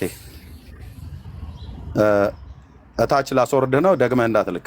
ኦኬ ስራህን ስራ። እሺ ቴንኪው። ስራ ክቡር ነው። ቴንኪው። ትናንትናም እንደዚሁ ነበር ሲያደርግ የነበረው። ቤተክርስቲያን ታሪክ አላት። ኦኬ ቤተክርስቲያን ታሪክ አላት። የ3000 ዓመት ታሪክ ግን ያላት ቤተክርስቲያን እዚህ ምድር ላይ የለችም። የኢትዮጵያ ኦርቶዶክስ ተዋሕዶ ቤተክርስቲያን የ3000 ዓመት ታሪክ አለን እያሉ ዝም ብለው መናንያኑና ገዳማውያኑ የተባሉ ባህታውያኑ ዝም ብለው የዋሹት የባልቴት ወሬ ነው። ለምን በሉ ይሄንን ማንም ሰው ለማወቅ ቢፈልግ በታሪክ ላይ የተደገፈ መረጃ፣ በመጽሐፍ ቅዱሳዊ የተደገፈ መረጃ ማቅረብ እችላለሁ አሁን ማለት ነው። ክርስቶስ መቼ ነው የተወለደው? የዛሬ 3000 ዓመት ነው ወይስ የዛሬ 2000 ዓመት? ክርስቶስ የዛሬ 2000 ዓመት ነው የተወለደው ማለት ነው። የዛሬ 2000 ዓመት ከተወለደ በክርስቶስ ክርስቲያን ተሰኝተናል የምትል ቤተክርስቲያን እንዴት የ3000 ዓመት ታሪክ ይኖራታል? ክርስቶስ 2000 ዓመት ካለው እንዴት ከክርስቶስ ቀድማ የ1000 ዓመት ታሪክ አለ ብላ ትላለች? ይሄንን እንኳን አትለዩም ወገኖች። አንዳንዶቻችሁ አሁን ከኔ በላይ ተምራችኋል፣ 12ኛ ክፍል ጨርሳል፣ ኮሌጅ በጥሳል፣ በጣጥሳል፣ ዋቴቨር ብቻ የምትሉትን ነገር ማለት ነው። ይሄንን እንኳን አትለይም ብራዘር። የኢትዮጵያን ታሪክ የሀገራችንን ታሪክ አንብበ ታሪክን እንደ ታሪክ ለማወቅ የነገስታቶቻችን ታሪክ ብዙ ታሪኮች ስላሉ ማለት ነው ማወቅ ተገቢ ነው። አልፎም ተርፎ የሌሎችን ሀገሮችን ታሪክ ማወቅ ተገቢ ነው። በሃይማኖትም ደረጃ ከተባለ የሃይማኖትን ማለት ነው ታሪክ ማወቅ በጣም በጣም በጣም ወሳኝ ነው ወገኖች። አንብቡ ነው ፕሊዝ ፕሊዝ አንብቡ። ኦኬ ለምሳሌ እስቲ አንድ መረጃ ላሳያችሁ። ሉቃስ ወንጌል ላይ ኤርሚ የትልቁ ላይ አድርገኝ እንዴ። ኦኬ ሰው ኮሌጅ በጥሶ ቁጭ ይላል እንዴ? አታነብም ቁጭ ብለህ ብራዘር?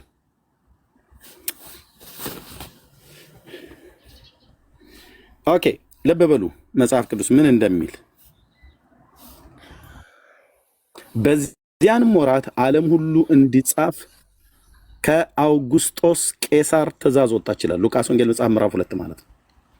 ሶሪ ቆይ ውጭ ነው ያለሁት፣ ዝናብ መጣ። መጽሐፍቴ እንዳያበሰብስብኝ።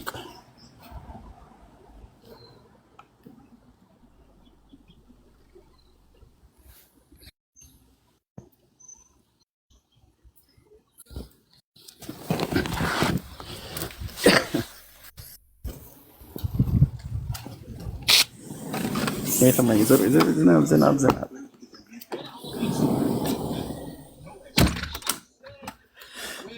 ኦኬ ቅርታ በጣም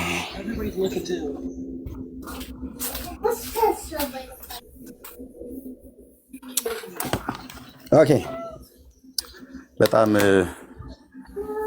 ይቅርታ ዝናብ ስለነበር ስማ ተደብድቤያለሁ ማለት ነው። አልተረፍኩም።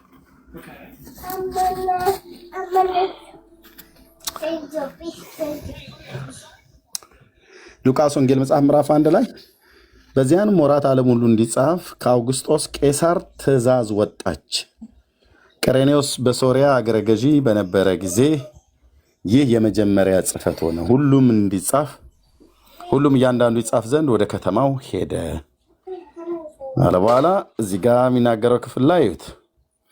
ዮሴፍ ደግሞ ከዳዊት ቤትና ወገን ስለነበረ ከገሊላ ከናዝሬት ከተማ ተነስቶ ቤተልሔም ወደምትባል ወደ ዳዊት ከተማ ወደ ይሁዳ ጸንሳ ከነበረችው ከጮኛው ከማርያም ጋር ይጻፍ ዘንድ ወጣ። በዛም ሳሉ የመውለጃዋ ወራት ደረሰ ይላል። ጌታ በዛ ተወለደ ማለት ነው። ያው እዛ ጌታ ተወለደ፣ የበኩር ልጇንም ወለደች፣ በመጠቅለያም ጠቀለለችው፣ በእንግዶችም ስፍራ ማደሪያ ስፍራ ስላልነበራቸው በግርግም አስተኛችው ይላል። መቼ ነው ዘመኑ?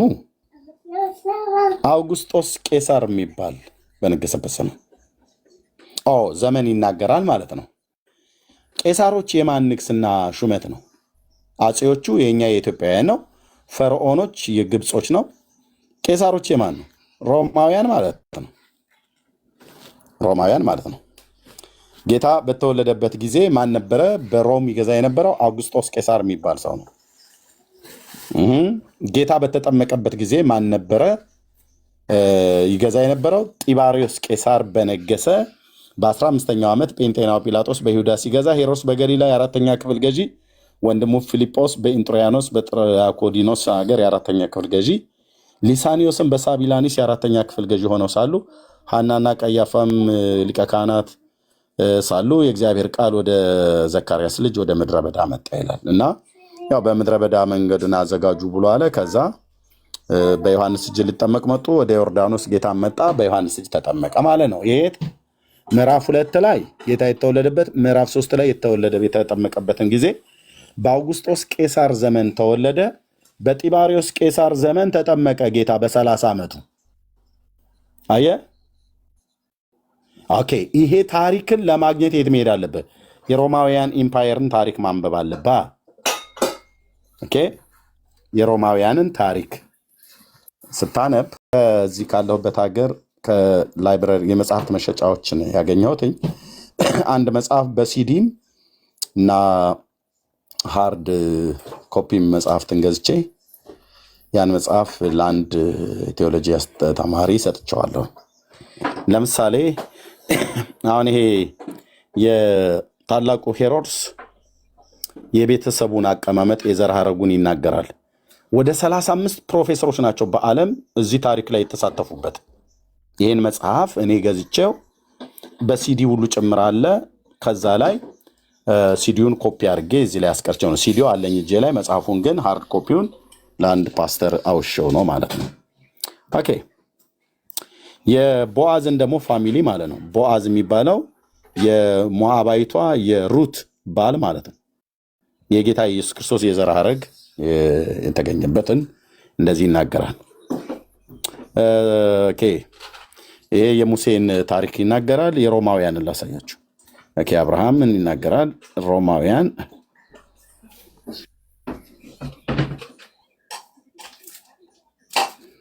ሶሪ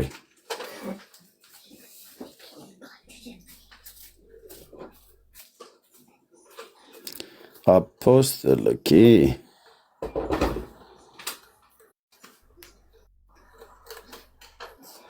ኦኬ፣ የባቢሎን ኪንግደም ይናገራል። አሁን የባቢሎናውያን የጥንት ኢራቃውያን ማለት ነው። የፐርዥያን ታሪክ ይናገራል። ነገስታቶቻቸው የነገሱ እውቅ የነገሱ ነገስታቶቻቸው በየትኛው ዘመን ላይ እንደነገሱ እና የሶሪያን ደግሞ ሴሪያ የነሱንም ኢምፓየር ይናገራል። በዚያ ዘመን ላይ የነበሩ ማለት ነው። የእስራኤልን ነገስታት ታሪክ ይናገራል። የሮምን ኪንግደም ከየቱ ጋር ነው? ቆይ ፕሮፌት ኢጂፕሽያን ግብፃውያንን ይሁዳ እዚህ ላይ የወሰድኩት ይመስለኛል ካልተሳሳትኩ።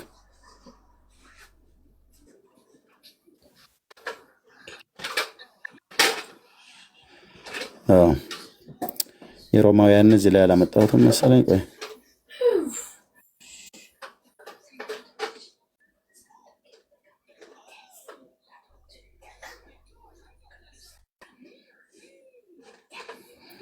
ኦኬ፣ የግብፃውያን ከላጀ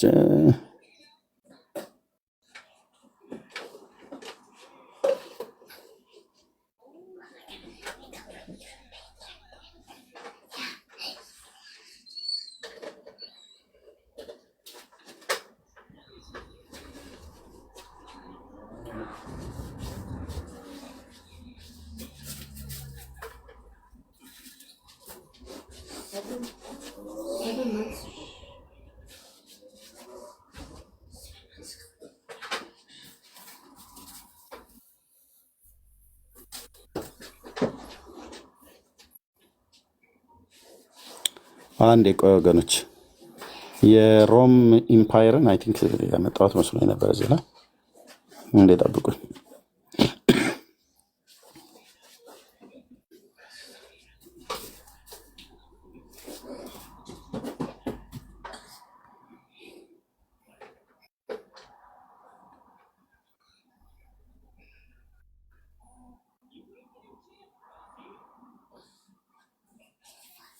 ያ ሮም ሶሪ በጣም ይቅርታ።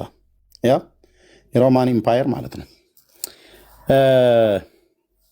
አውግስጦስ ቄሳር የሚባለው ይታያቸዋል እዚህ ጋር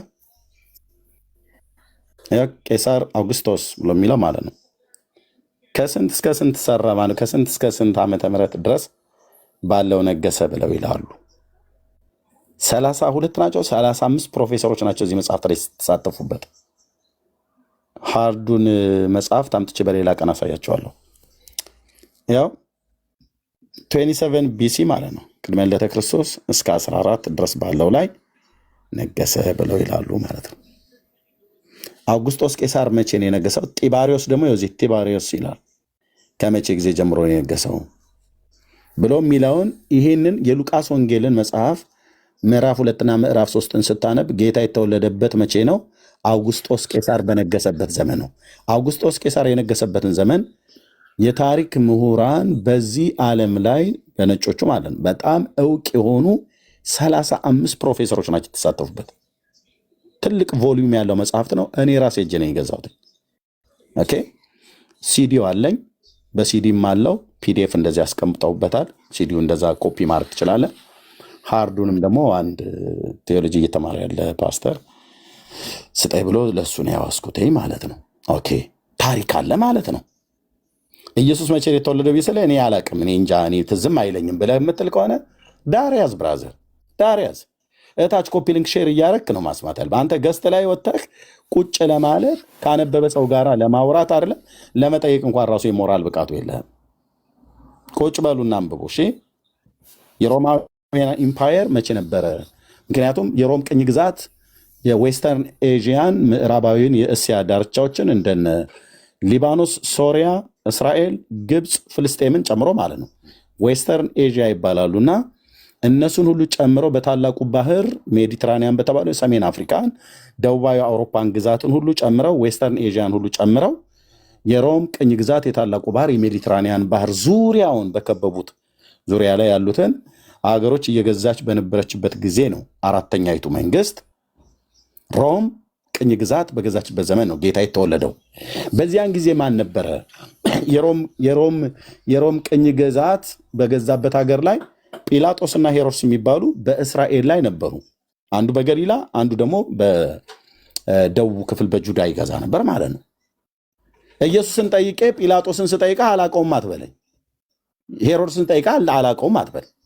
አውግስጦስ ቄሳር እያለ እየነገረህ ማነው አውግስጦስ ቄሳር? እንደዚህ አይነት ነገር ውስጥ አታስገባኝ አትበል። መጽሐፉ አውግስጦስ ቄሳር ይላልና ጌታ የተወለደበትን ዘመን በዚያን ሞራት ዓለም ሁሉ እንዲጻፍ ትእዛዙን ያወጣው የህዝብ ቆጠራ የሆነው ይህንን የህዝብ ቆጠራ ዋናው መቀመጫውን ሮም ላይ ያደረገው ኪንጉ ይሄ ነው። ኦኬ አውግስጦስ ይባላል። ቄሳር ያው የነሱ የኛ አጼዎች እንደሚባሉ አጼ ሚኒሊክ፣ አጼ ቴዎድሮስ እንደሚባል የኢትዮጵያ አጼዎች፣ የግብጾች ፈርዖኖች፣ ሮማውያን ደግሞ ቄሳሮች ተብለው ስለሚባሉ ማለት ነው። እና እኔ አላውቀውም ብለህ ካልክ መጽሐፍ ቅዱስ አላነበብኩም ማለት ነው። ሉቃስ ወንጌል መጽሐፍ ምዕራፍ 2 ላይ ነው ያገኘሁት። ኢየሱስ መቼ ተጠመቀ ብዬ በየትኛው ንጉሥ ዘመን ተጠመቀ ብዬ ብለህ እኔ አላውቀውም ብለህ ካልክ አንተ ሰው የመጽሐፍ ቅዱስ አላነበብኩም። ስለዚህ ቲክቶክ ላይ ገስት ልኮ የመግባቱ ነገር ቶ እታች ኮፒ ሊንክ ሼር ታብ እያደረጋችሁ ነው መስማት። ጢባሪዮስ ቄሳር በነገሰበት ዘመን ዮሐንስ በምድረ በዳ እየሰበከ እንደመጣ ህዝብን ሁሉ በዮርዳኖስ ሲያጠምቅ ጌታም የተጠመቀው ጢባሪዮስ ቄሳር በነገሰበት በ30ኛው ዓመት ላይ ነው የተጠመቀው ጌታችን ኢየሱስ ማለት ነው። እና አልፈህ እንኳን የሌሎችን ሀገሮች ታሪክ እንኳን እንደዚህ ልታጠና ይገባል አይደለም? የኢትዮጵያ የሮማውያን ኢምፓየር አለ፣ የግብጾች አለ፣ የኢትዮጵያ ነው የእስራኤላውያን አሉ፣ የደቡብና የሰሜኑ ክፍል ማለት ነው፣ የፐርዥያን አለ፣ ባቢሎናውያን አለ። ኦኬ እነዚህ ሁሉ መጽሐፍ ቅዱስ ከመጽሐፍ ቅዱስ ጋር ቀጥታ ግንኙነት ስላላቸው ነው። የፐርዥያን ማለት የኢራን ያሆና ኢራን ማለት የቀድሞ ሜዶና ፋርስ ቀጥታ ከመጽሐፍ ቅዱስ ጋር ግንኙነት ስላለው ማለት ነው።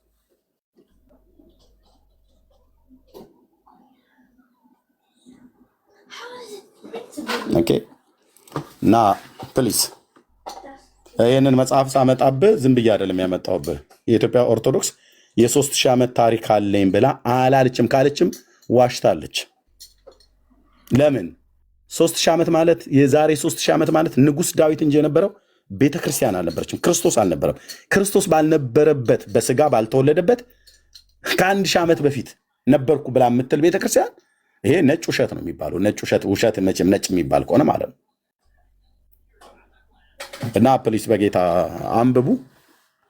ዝም ብለህ ምንድነው ወጣቶቹ እንደምትሉት ደንፎ ይዟችሁ ተናዳችሁም አትምጡ። ሃይማኖት በንዴት ዝም ብሎ በሞራል በሙቀት በልህ በጭቅጭቅ በምናም ነገር አተ በመረጃ ላይ ሰንደህ ተመጣለህ ትናገራለህ። ካልሆነ ዳር ትይዛለህ ማለት ነው። እኔም እንደዚሁ ማለት ነው። ሰንጄ እመጣለሁ። ማወራ ከሆነ በተሰነደ መረጃ መጽሐፍቶች ካሉ ኦኬ፣ የታሪክ መጽሐፍቶችም ካሉ ቆልዬ ማለት ነው ካለ አለ አመጣለሁ በገንዘብ ተከፍሎ። እንደሱ አሁን የታሪክ ሊቃን የሆኑ የጻፉት አለ። እሱ ካለ እሱን ታመጣለህ ማለት ነው። የቱንም ያህል ታሪክ አምጣ፣ ግን ቤተክርስቲያን የ3000 ዓመት ታሪክ የላትም። ክርስቶስ እድሜው በምድር ላይ ገና 2018 ዓመት ስለሆነ በኢትዮጵያውያን በእኛ ካላንደር 2018 ስለሆነ ማለት ነው። በነጮቹ 2025 ነው። ስለዚህ ከክርስቶስ ሞት በኋላ በበዓለ 50 ነው ቤተክርስቲያን የተወለደችው። ይሄ ማለት የክርስቶስን እድሜ እዛው ጋር ሞቶ ከተነሳ በኋላ ከሙታን ከተነሳ በኋላ 40 ዓመት ስለ እግዚአብሔር መንግስት ሰብኳቸው አረገ። ከዛ የመንፈስ ቅዱስ በጽርሐ ጽዮን መንፈስ ቅዱስ ወረደ። ከዛስ ቤተክርስቲያን ዛጋ ነው ተወለደች ተብሎ የሚታመነው በኦርቶዶክስም በካቶሊክም በእኛም በወንጌላውያን አማኞች። ይሄ ማለት ምን ማለት ነው? ምን ያህል ነው እድሜዋ? 2000 ዓመት ማለት ነው። የኢትዮጵያዊ ጃንደረባ አጎታችን ማለት ነው የሐዋርያት ሥራ መጽሐፍ ምዕራፍ 8 ቁጥር 26 ላይ ኢትዮጵያዊ ጃንደረባ ወደ ኢየሩሳሌም ሊሰግድ ሄደ። ከዛም ሲመለስ በጋዛ ሰርጥ በኩል በደቡብ በኩል እየመጣ ያለ ወንጌላዊ ፊልጶስ አገኘው እና ህንደኬ የተባለች የኢትዮጵያ ንግስት ነበረች በገንዘቧ ላይ የሰለጠነ ብሎ ይላል። ኦኬ እሱ በቼ ነበረ 34 ዓመተ ምህረት ነው ቤተክርስቲያን ኦርቶዶክስ የምትለው በ34 ዓመተ ምህረት ነገር ብዙም ሳይቆይ ጌታ 33 ዓመት ከ6 ወር በምድር ላይ ቆይቷል። እሱ ሞቶ ከተነሳ ካረገ ብዙም ሳይቆይ ነው ኢትዮጵያዊ ጃንደረባው የሐዋርያት ሥራ መጽሐፍ ምዕራፍ 8 ቁጥር 26 ላይ ያለው ኢትዮጵያዊ ብሎ የሚለው እሱ እዛ ሲሄድ ክርስትናን ይዞ መጣ ትላለች። የመጀመሪያው በ34 ዓመተ ምህረት ነው የምትለው ቤተክርስቲያኒቱ። ይሄንን በምን ነው የምናገረው? ያው መረጃ ብራዘር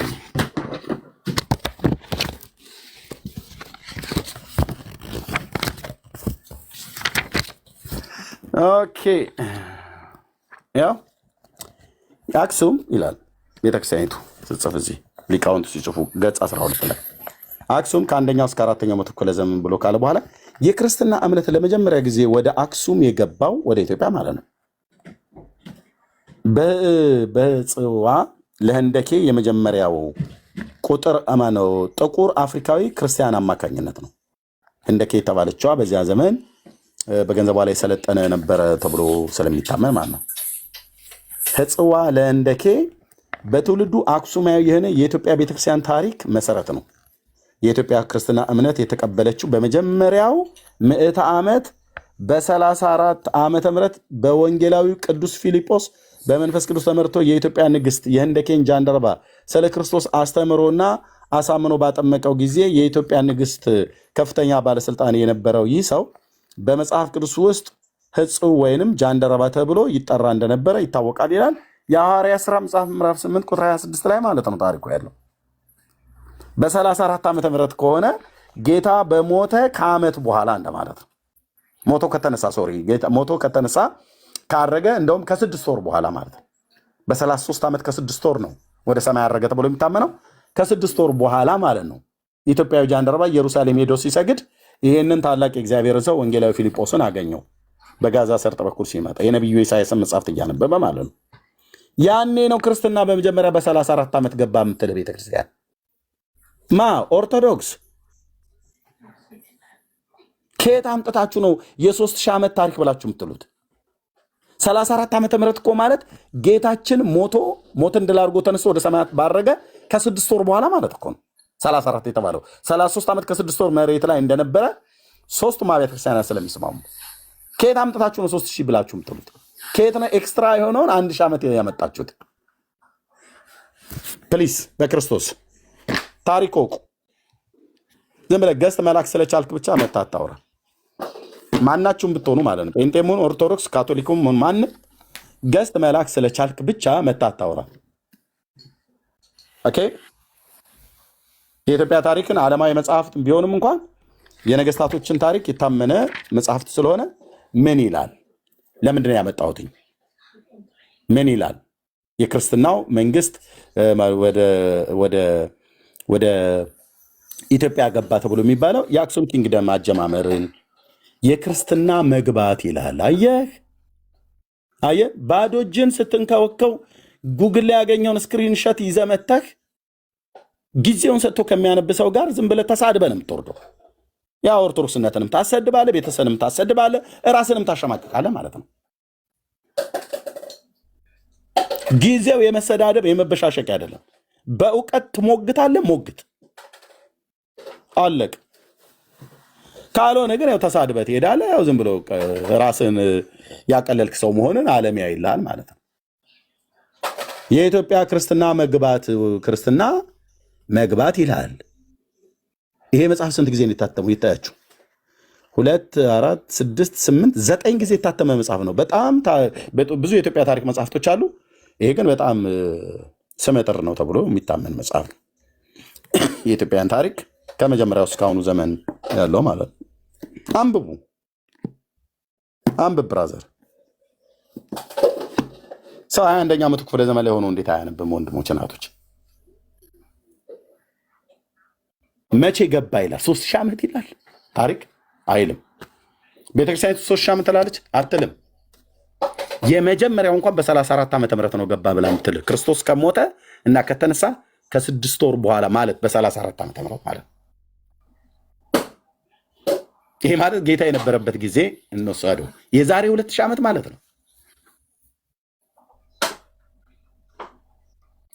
የ3000 ዓመት ክርስትና አለን። 3000 ዓመት ንጉስ ዳዊት ነው የነበረው ብራዘር። ከክርስቶስ መወለድ 1000 ዓመት በፊት ንጉሱ ዳዊት ነው የነበረው። ከ1050 እስከ 97 ቅድመ ልደተ ክርስቶስ ቢፎር ክራይስት ማለት ነው። ንጉስ ዳዊት የዳዊት ኪንግደም ነበረ የነበረው በዚህ ፕላኔት ላይ። ያኔ ክርስትና የሚባል የለም። ጁዳይዝም እና አህዛብ እና ይሄን በለምነው ሌሎች እንድትናገሩ እድል ልስጥ። ቴንኪው ኤርሚ፣ ሌሎች ይናገሩ። በጣም ነው የማመሰግነው።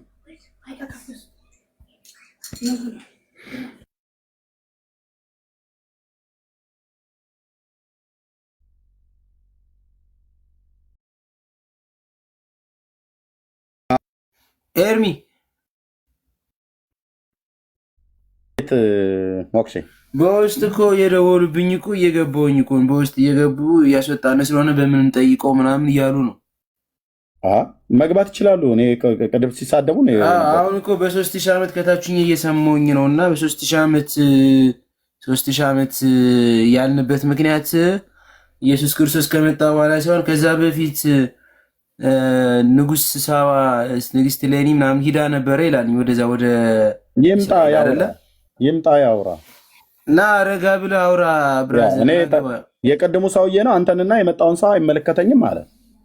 ምን ላድርገው? እሱንም ይደውሉ 10 ጊዜ እኮ ይደውል። በቃ ጨንቆት ነው ታዲያ። እዚህ እኔን ማክበር አለበት፣ እኔም እሱም ማክበር አለብኝ። እኔንም ተከትሎ የመጣውን ህዝብ ማክበር አለበት። ኦኬ፣ እሱ ግድ ነው። እኔ የናኳቸው አይደለም። ቅድም 30 ሰዎች ሆናችሁ ነበር ሲሰሙ የነበሩት። ህዝቡን ስመጣ ነው የመጣው አይደል? ስለዚህ እዚህ ያለው ህዝብ ደግሞ እውቀትን ይፈልጋል፣ ማወቅን ይፈልጋል። ለዛ 30ም ለሆነው ህዝብ ከቁጥር ማነስና መብዛት አይደለም፣ ህዝቡን ሪስፔክት ማድረግ አለብን። እኔ እዚህ የመጣውንም ህዝብ አይመለከተኝም፣ ከፈለክ ይዘህ ሂድ እኮ አለ።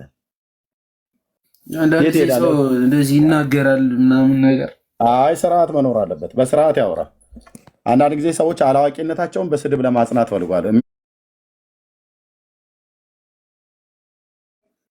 ኦኬ ግን ሰለሞን እሱ እያለ ያለው ነገር ኤርሚ አሁንም እየላከልህ ነው የሚለው ነገር እሱ ያው በመስማት የተማረውን ነገር ነው መሰለኝ። ምናልባት እንግዲህ እሱንም በመስማት የተማረውን በመረጃ አስደግፎ ይንገር። መረጃ እኔ የለውም በመረጃ ምን አለው ለመጠየቅ እናንተ ይቅርታ ብልና ገብተህ ጠይቅ ብራዘር። ጥያቄ ለእኔ እስከምትደውልልኝ ይኸው ፊት ለፊት አለ ኤርሚያስ። ኖ መጠየቅ ብቻ ሳይሆን ከፈለገ መጠየቅ ይችላል። ግን መጠየቅ ብቻ ሳይሆን ደግሞ እኔም እጠይቀዋለሁ። ኖ እዚህ ጋር እኔ እኮ እያወራሁ ነበር። እኔ ቅድም እያወራን ድንገት አንተና መጣ የሀገር ሰው መጣ። እኔ እያወራሁ የነበረው ለጥቂት ሰዎች እያወራን ነበር። ለዛ መልስ ልመልስ ብለህ መጣህ። አንተ እያወራህ ያለሁ ሌላ ነገር ነው እና እሱን አንዴ ልጠይቅ። 3000 ዓመት ያልኩበትን ላውራ አንዴ። 3000 ዓመት ያልኩበትን ምክንያት ነው። ባይዘው እኔ ኦርቶዶክስ አይደለሁም። እኔ ግን ኦርቶዶክስ አሁን የተነሳውን ርዕስ ላውራበት በጣም ኢንተረስትም ስለሆንኩኝ እንደ በቃ በጣም የምወደው ነገር ነው። መከተል የምፈልገው ሃይማኖት ነው። ኦልሬዲ እየተማርኩበት ያለው ሃይማኖት ኦርቶዶክስ። በግል ህይወቴ አንድ ነገር የምነግርህ ነገር አሁን የተማርኩት 3000 ዓመት ምክንያት ልነግርህ 3000 ዓመት ያልኩበት ምክንያት ኢትዮጵያ ኢየሱስ ክርስቶስ እንደሚመጣ ከ1000 ዓመት በፊት ስታስተምር ነበር። ለምን በሚለው ይሄ አፈ ታሪክም በለው የንጉሥ ሰሎሞንና የንግሥት ሳባ ታሪክ የሚታወቅ ነው። አፈ ታሪክ ልትለው ትችላለህ፣ ላትቀበለው ትችላለህ። እኔ ያወራሁበትን ምክንያት ልነግርህ ነው። አይሆንም ብለህ ማጣጣልም ወይም ማስረጃ ማቅረብ ትችላለህ።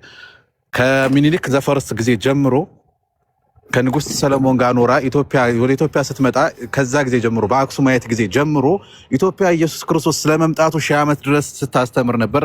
ቤተክርስቲያን በለው ተቋም ማቋቁማን በለው ስታስተምር ነበር። ከዛ ጊዜ ጀምሮ ኢየሱስ ክርስቶስን ኢትዮጵያ ታውቃለች ነው እያልኩ ያሉት እንጂ ኢየሱስ ክርስቶስ 3000 ዓመት በፊት እንዳልተፈጠረ ማንም የሚያውቀው ነገር ነው። ሃይማኖት የማያውቅ የገጠር ገበሬ የሚያውቀው ነገር ነው። እየጠየቅኩ ያለው ጥያቄ ኢትዮጵያ የዛ ጊዜ ድረስ ጀምሮ ኢየሱስ ክርስቶስን አውቃ ተቋም አቋቁማ እያስተማረች ነበር። ከዛ ጊዜ ጀምሮ ከብሉይ ኪዳን ጊዜ ጀምሮ መጽሐፍን ስትጠብቅ ነበር ነው ያልኩት። ለዚህ መልስ ካለህ ማብራራት ትችላለህ። እንዲህ አሁን የጃለብረዋን ሳይሆን እንደውም አንተ ቅድም 1600 ዓመት ነው ያልከኝ፣ 34ኛ ክፍለ ዘመን አላልክም። 1600 ስትል ደግሞ የኢዛና ኪንግደም ጊዜ በእንትን ጊዜ የመጣውን ነገር ነው እያወራ ያለው። ስለሱ ነው ወይ እያወራኸው ብያለሁ። ሶሪ እኔና ያወራሁት እናንተ ያወራው ካልተገጣጠመ አይዶን ነው እና 3000 ዓመት ታሪክ ብዙ ጊዜ ብዬ ማወራውም ሌላውም የምናወራው 3000 ዓመት ኢየሱስ ክርስቶስ እንዳኖራ እናውቃለን። ከንጉሥ ሰለሞን ጊዜ ጀምሮ ኢትዮጵያ ስለ ክርስቶስ ታውቃለች። ስለ ክርስቶስ መምጣት ስታስተምር ነበረ ነው እያልኩ ያለሁት። እሺ ይሄን በመረጃ ይሄንን አይዶን በማስረጃ አስደግፍም። ይሄ ስህተት ታሪክ ነው የንጉሥ ሰለሞንና የንግሥት ሳባ አፈ ታሪክ ነው የምትለው? እሱን አብራራልኝ። ይሄ የምታወቅ ጀነራል ነገር ነው እና እሱን አብራራልኝ። 100% የተሳሳተ ታሪክ ነው። አንተ ግን በመረጃ አሳየህ። የኔ ይኸው መልስ ነው። ኦኬ ያ አንተን ግን ንገረን በመረጃ ነው። እኔ ሁሉም ጀነራል ስለምንማረው ነገር በአፈ ታሪክም በለው በቃ እሱ እንዳለው በአፍም የተማርነው ይሁን ጀነራል ኢትዮጵያ 99 ኢትዮጵያ ኖ ስለ ወንጌል አይደለም እያወራሁ ያለሁት። አሁን ማስረጃ ስትል እዚህ ተዘጋጅቼ አይደለም ወይ ሰርች አድርጌ እዚህ ጋር ነገር ነው ማመጣልህ እንጂ መጽሐፍ ላቀርብልህ አይደለም። በህይወቴ ስማር ወይ አንብቤው ምንም ይሁን የ30 ምናምን ዓመት ተውነኝ ያነበብኩትም የተማርኩትም ሊሆን ይችላል። በወሬ የምናውቀው ስለ ሳባ ስለምናምን እየተባልን ተረትም እየተባልን ቢሆን የምናውቀውን ነገር ነው እያወራሁ ያለሁት። በቃ ስለዚህ እኔ የተሳሳተ ነው ብያለሁ። በአንተ ደግሞ ይሄ ነው የተሳሳተ ያልክበት ምክንያት አሁን ሶሪ እንደ ጥያቄ ነው አሁንም እያቀረብክ ያለሁት እንደ ጥያቄ ነው እያቀረብክ ያለሁት። ማስረጃ እያቀረብክ ስለሆነ እንደ ጥያቄ ማስረጃ እንድታቀርብልንና እንድንማርበት ነው አሁን እያልኩ ያለሁት። በስተት ነው ስትለኝ የንግስት ቆይ በቃ ቤስት ተረጋጋ እንጂ ቤስት። ኧረ በቃ አምላክ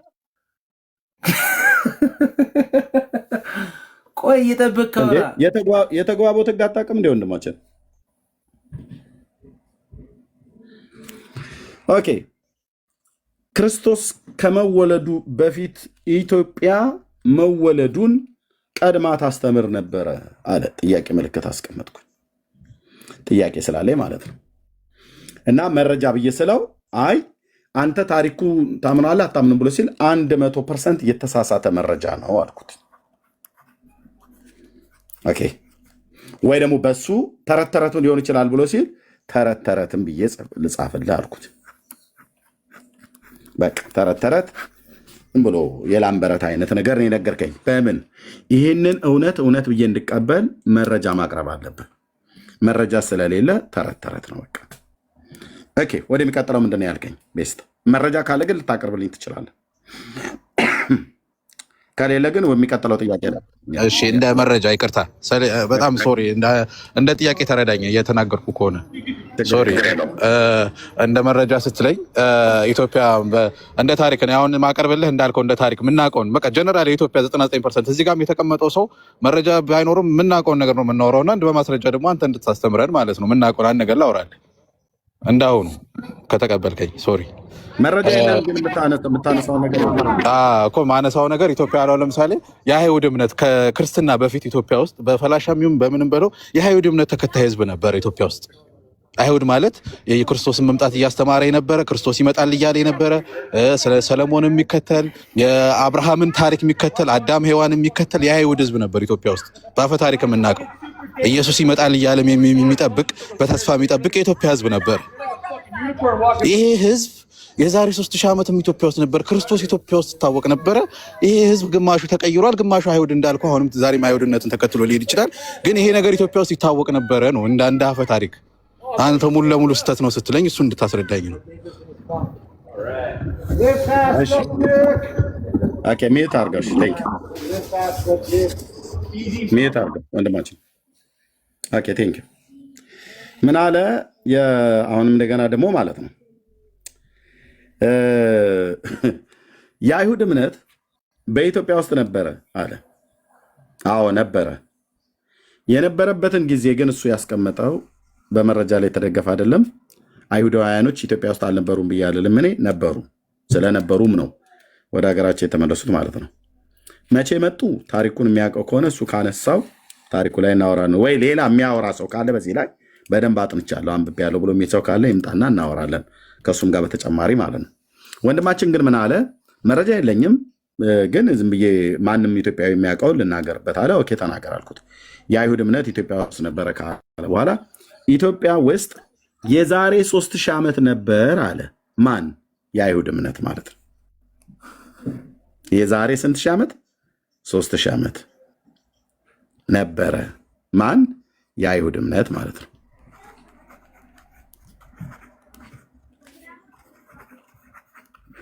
ኦኬ የአይሁድ እምነት 3000 ዓመት ስለነበረ ክርስቶስ ወይ ደግሞ መሲሁ ይወለዳል እያሉ ይጠብቁ ነበር ይላል።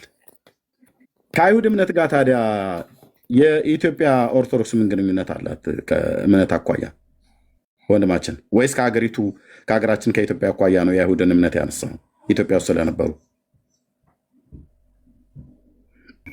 ከጠየቀኝ ልመልስ ሚትራንሳ ችግር የለም።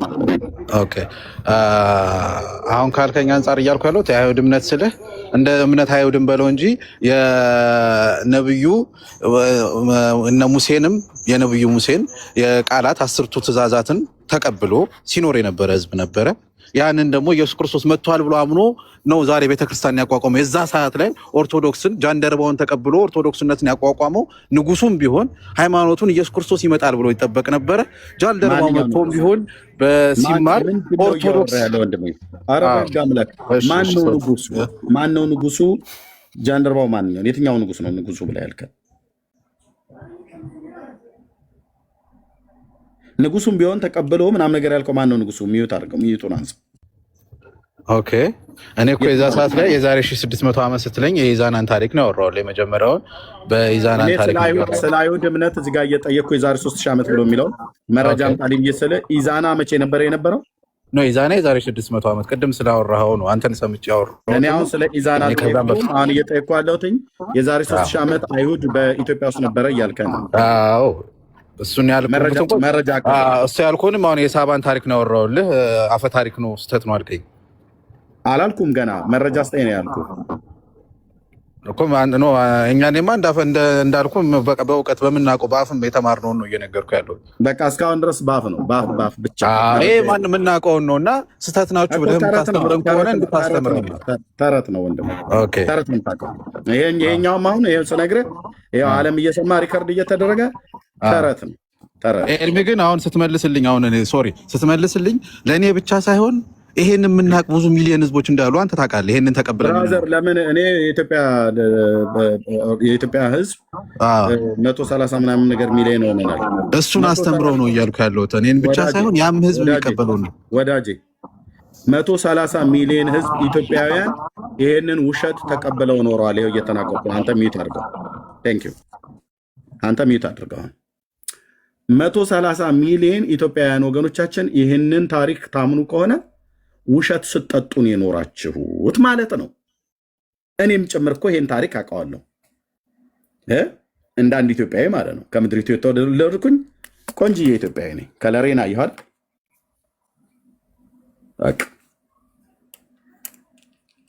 ውሸት ነው ስንጠጣ ይኖር ነው። ወደ ማንበብ ሰው ሲመጣ ፕሊስ ጥያቄ ከሌላቸው አታስገቡ። ሰው ወደ ማንበብ ሲመጣ እውነቱን እያወቀ ይመጣል ማለት ነው። የዛሬ 3000 ዓመት አይሁዳውያን ኢትዮጵያ ውስጥ ነበሩ አሉ። ተበበሩ ውሸት። የዛሬ 3000 ዓመት ማለት ንጉሥ ዳዊት የነበረበት ዘመን ነው። ይሄ ዘመን ኦኬ፣ ንጉሥ ዳዊት የነበረበት ዘመን ነው። ልብ በሉ።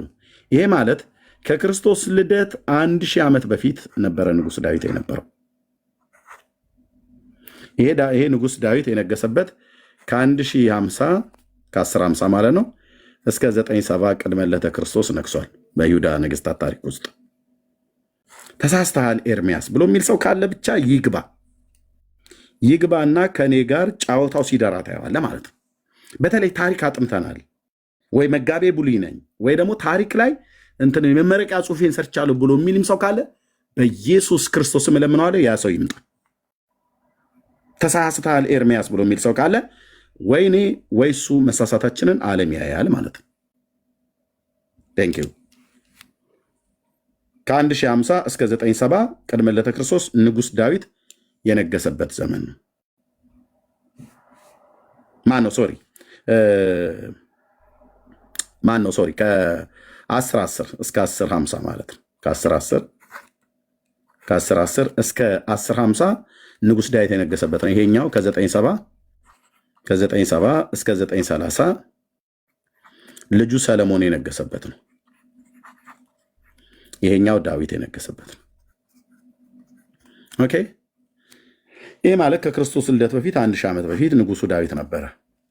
ንጉሱ ዳዊት በነበረበት ጊዜ በእስራኤል ላይ በነገሰበት ጊዜ ልብ በሉ ኢትዮጵያ ውስጥ ወንድማችን ባፈ ታሪክ የነገረን እኔም የማውቀው የነበረው ግን 130 ሚሊዮን ኢትዮጵያውያን ይሄንን ታሪክ ምናምን ከሆነ ውሸት ስንጠጣ እንደነበር ላሳየ። አሁን እዚህ ጋር ማለት ነው በትንትኑን አውጥቼ ላሳየ።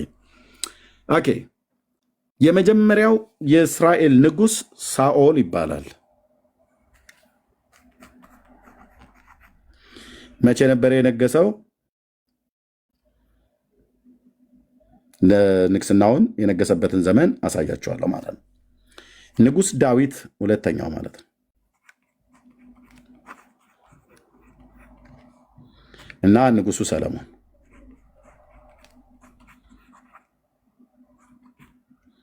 ኦኬ። እነዚህ ነገስታት 40 ዓመት ነግሰዋል በእስራኤል ላይ። እስራኤል ያኔ ለሁለት አልተከፈለችም።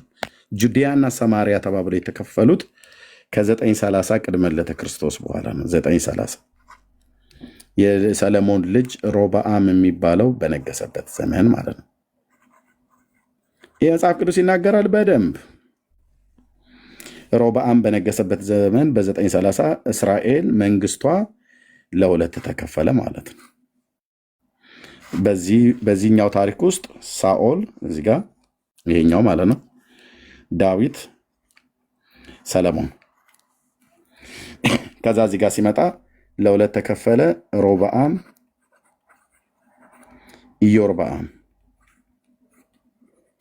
ሰሜኑ እስራኤል ተብሎ ለሁለት። ይሄኛው 10 ነገድ ይዞ ይሄኛው 2ቱን ነገድ ይዞ ተከፈለ ማለት ነው። መቼ? 930 ቅድመ ልደተ ክርስቶስ ማለት ነው። ኦኬ። የዳዊት መንግስት መቼ ነው የነበረው? እዚህ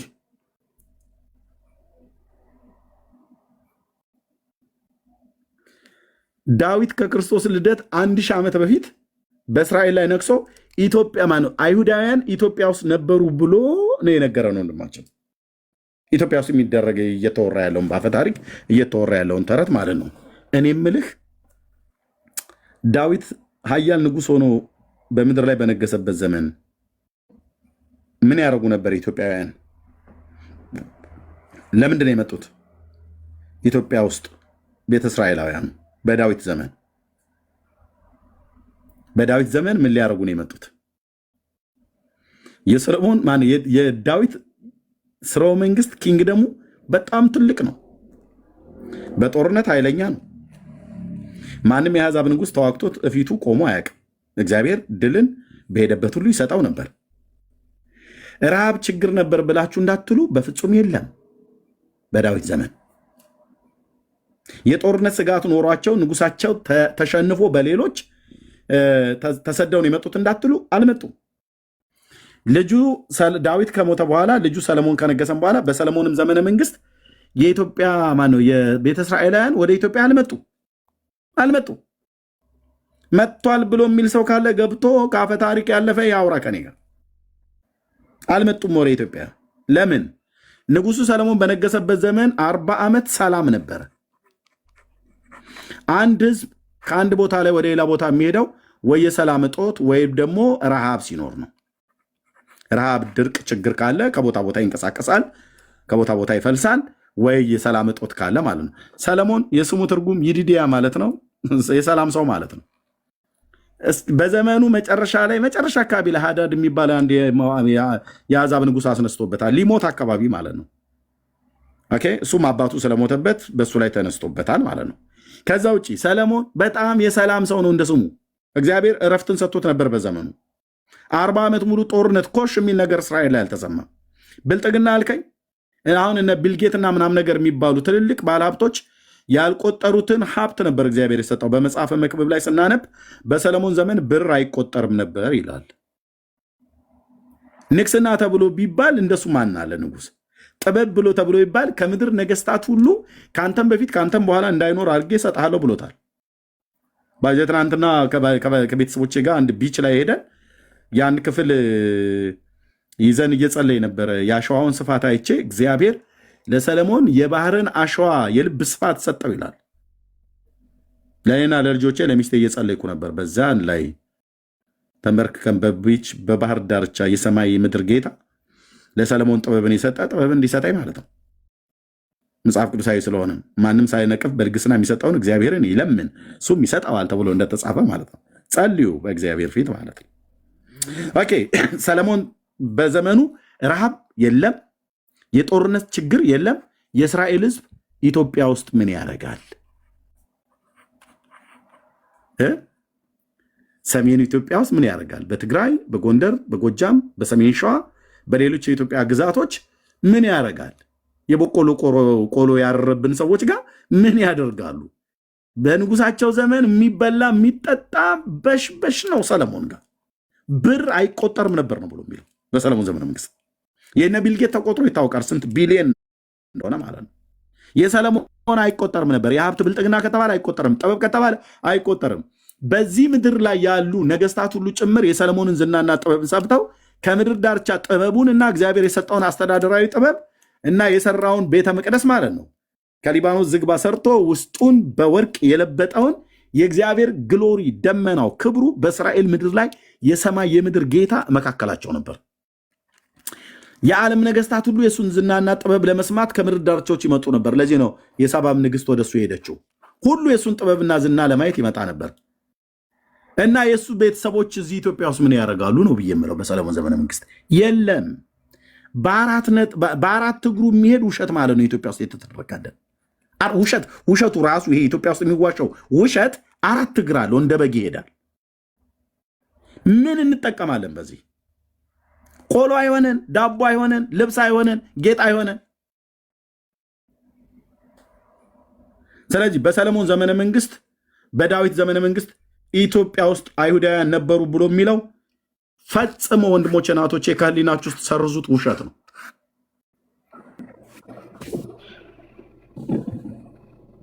ለምን? ሁለቱ ነገስታት አባትና ልጅ በነገሱበት ዘመን የረሃብም የጦርነትም ስጋት አልነበረባቸውም። አባትየው ዳዊት ኃይለኛ ነው፣ በጦርነት ኃይለኛ። ጎልያድ እንኳን ፊቱ አልቆመም፣ እንኳን አይደለም ሌሎች የአሕዛብ መንግስታት። በሄደበት ቦታ ሁሉ ነበር ድል የሚያደርገው። በዳዊት ዘመን ከአሕዛብ መንግስታት እየማረከ ያመጣው ወርቅ ብቻ ብራዘር ለቤተ መቅደሱ መሰሪያ ለልጁ ለሰለሞን ነው የሰጠው። ድሆች አልነበሩም እነዚህ ነገስታት፣ አባትና ልጅ ድሆች አልነበሩም። ድህነት ረሃብ አቆራምቷቸው ኢትዮጵያ ሊበሉ መጡ እንኳን ብለህ እንዳትል። በእነሱ ዘመን ችግር አልነበረም። የፖለቲካም ችግር አልነበረም። የጦርነትም ችግር አልነበረም። የኢኮኖሚም ችግር አልነበረም። ምን ያደርጋሉ በዳዊት ዘመን ታዲያ ኢትዮጵያ ውስጥ እከክሊያኩ ካልሆነ በስተቀር ማለት ነው። ውሸት ነው። ታዲያ ኢትዮጵያ ውስጥ የነበሩት ቤተ እስራኤላውያን መቼ መጡ? እሱን እናወጋለን በደንብ እናወጋዋለን አልኩ። መጽሐፍ ቅዱስን የነቢያትን መጽሐፍት እየጠቀስኩኝ ታሪክን እየጠቀስኩ እነግርሃለሁ። ግን በሰለሞን ዘመነ መንግስት በዳዊት ዘመነ መንግስት ኢትዮጵያ ውስጥ ቤተ እስራኤል ነበሩ ብሎ የሚለው ውሸት ነው። ቴንኪው የምትለው ካለ መቀጠል ትችላለህ። ኤርሚዬ በጣም እኔም ብቻ ሳይሆን አንተ የምታምኑ የነበረውን ነገር ነው እያወራን ያለ ነው እና መልስ በጣም ተመችቶ እያዳመጥኩ ያለሁት እና አሁን ስታወራ አሁን ልመልስልህ ሳይሆን አንተ የምታምኑ የነበረው እንደ ጥያቄ ነው የምነግርህ። አንዳንዴ እኔም ብቻ አንድ ሰው ደፍሮ ሲናገር እኔም ብቻ እንደ ጥፋተኛ አታስቡት። ሁላችንም የምናምነው ነው እዚህ ጋር እያወራሁ የነበረው ድሮም አንተ የምታምነው የነበረው ማለት ነው እና እንደ ጥያቄ ስጠይቅህ በሰለሞን ጊዜ እውቅናው ዛሬ ላይ ታዋቂ የምትለው ሰው ከሚታወቀው በላይ ነበር። ዓለም ያውቀው ነበር።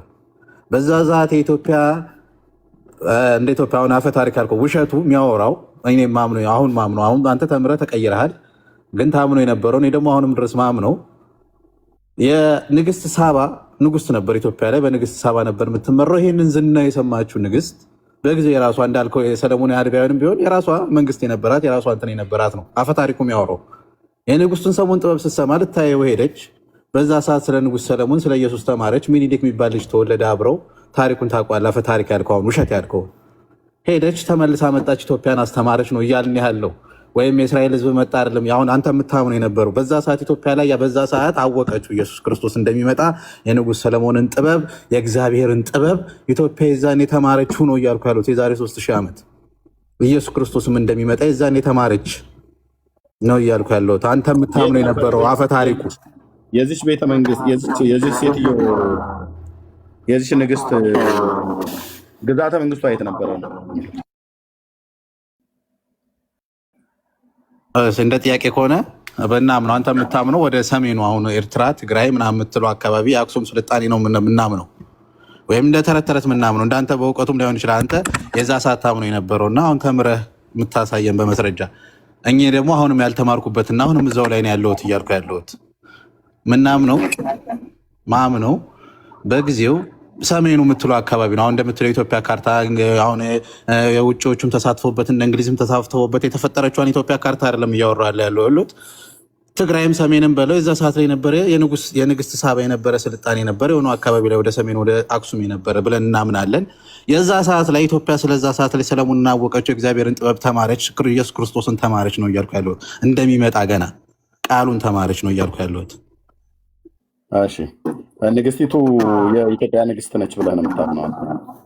ኢትዮጵያ እንደ ካርታ ሳይሆን አክሱምን በለው አቢሲኒያን በለው ብቻ እዛ አካባቢ ላይ ነበረ ብዬ አምናለሁ። ለምን የኢትዮጵያ ንግስት ብለው ይጠሯታል? አሁን ላይ እንደምናወራው ካርታ ታዲያ ማንም ብዬ ላውራ? ስለዚህ የኢትዮጵያ ንግስት አይደለችም ማለት ነው። ካርታው እንደምትለው የሰለሞን አሁን የሳባ ንግስት ወደ ሰሜኑ የነበረ ትግራይን አክሱም እንደው አንተ እስከ ህንድ ድረስ ስለዙላ ሰፍቶ ሄዶ ትልቅ የነበረ አሁን ከምትለው ኢትዮጵያ ላይ የሰፋ ነበር። እንደውም ጠባለች ኢትዮጵያ ነው ብለው ምናምን እንደ ሀገር ካወራው አሁን የሃይማኖቱን ስላወራው የዛ ሰዓት ላይ ብቻ የሆነ ንጉስ ነበረች። ትልቅም ትሁን ትንሽም ትሁን አሁንም ኢትዮጵያ ትሁን ከዛም በላይ ትሁን ከዛም ትነስ ንጉስ ነበረች። ንጉስ ሰለሞን ጥበቡን ተማረች፣ ሄደች፣ አየችው፣ አወቀችው፣ አብራው ኖረች፣ አብራው ወለደች። ስለ ንጉስ ሰለሞን ተማረች፣ ስለ እግዚአብሔር ተማረች፣ ለንጉስ ሰለሞን ስለሰጠው ከሱ በፊት ስለነበረውን ጥበብ ተማረች። ኢየሱስ ክርስቶስ እንደሚመጣ ተማረች። ኢትዮጵያ መጣ አስተማረች ነው እያልኩ ያለሁት። ማን የነገራት? ይሄን ምናምነው አንተ የምታምነውን ተምረህ የነበረውን ነው አሁን አስተምረን። ስህተት ነው አልከን፣ ውሸት ነው አልከን፣ አስተምረን። ማን ነበረ የነገራት? አይ ዝም ብሎ ማንሳት እኮ አይደለም። አሁን የማውቀውን ታሪክ ነው የምትነግረኝ፣ ግን የምትነግረኝን በመረጃ ላይ አላስደገፍከውም። በመረጃ ላይ ቢደገፍ ነበር ጥሩ። አሁን እዚህ ጋር አንተ እኔ አሁን እዚህ ጋር አምኜበት መረጃው ኖሮኝ በጣም ባምንበት እኮ ከአንተ ጋር አላወራበትም። እዚህ ጋር ከኔ የተሻርክነት አስተምረኛለህ ብዬ ነው። እሺ የሳባ ንግስት የኢትዮጵያ ንግስት አይደለችም። ሚዩት አድርገው። የኢትዮጵያ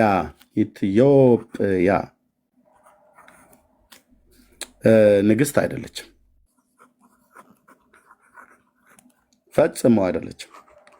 ግን ሳባ ነበረች። ማን ነው የሴትዮዋ ስም? የሴትዮዋ ስም ያ ንግስት አሁን እያልክ ያለው አሁን አልነበረችም ነው ወይስ አካባቢው ልክ አይደለም ነው? ንግስቲቷ አልነበረችም ነው? ንግስት ሳባ ምትባል አልነበረችም? የሴትዮዋ ስም ነው አይደል? ሳባ። ንግስት ሳባ መረጃ አለ እኮ። አሁን ንግስት ሳባ የምትባል የለችም ነው? መረጃ አለ ወይ? የሳባ ንግስት የምትባል የለችም ነው ያልኩት። ስለ ሳባ አንተም ታውቃለህ፣ እኔም አውቃለሁ። አንብበኸዋል አንተ፣ እኔ በአፈ ታሪክ ሰምቼዋለሁ። ስለ ንግስት ሳባ አውቃለሁ እኮ። መረጃ አለ? ስሟ ነው ሳባ? ንግስት ሳባ ተብዬ ተምሬያለሁ እኮ። ሳባ ንጉስ ስሟ ነው? የተማርኩት ንግስት ሳባ ተብሎ ነው ስሟ የተማርከው።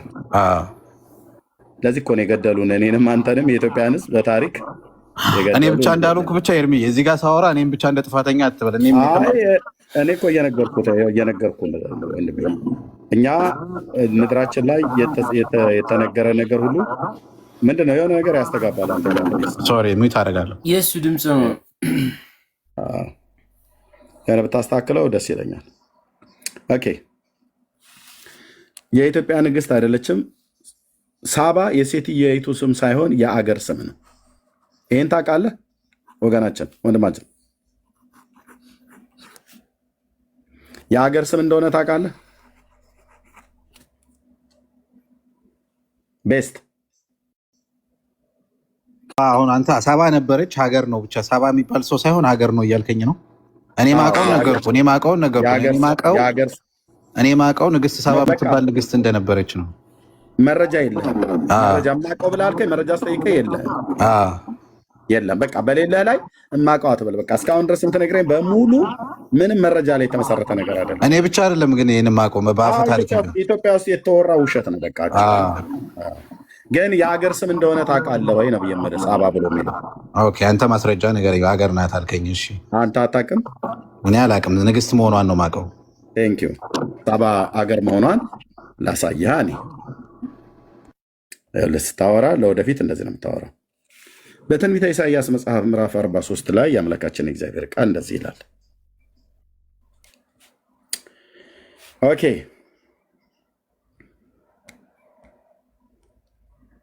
እንደዚህ ይላል ጌታ የእስራኤል አምላክ ጌታችን፣ አሁንም ያዕቆብ የፈጠረህ እስራኤል ሆይ የሰራህ እግዚአብሔር እንዲህ ይላል፣ ተቤዥቼሃለሁና አትፍራ፣ በስምህም ጠርቼሃለሁና አንተ የኔ ነህ።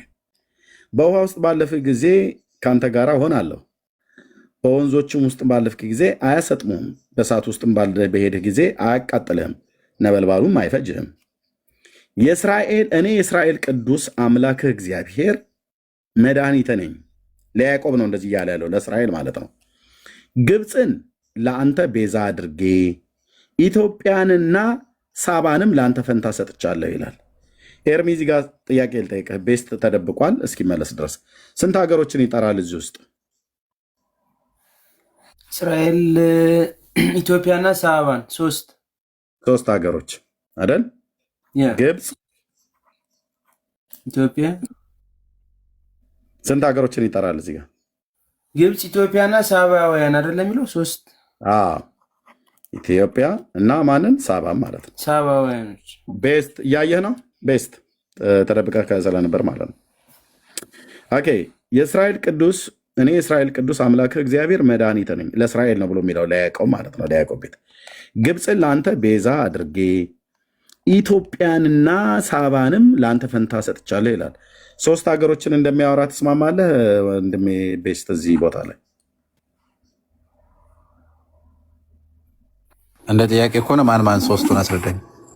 እስራኤልን፣ ግብፅና ኢትዮጵያ፣ ሳባን፣ አራት ሀገሮች ማለት ነው።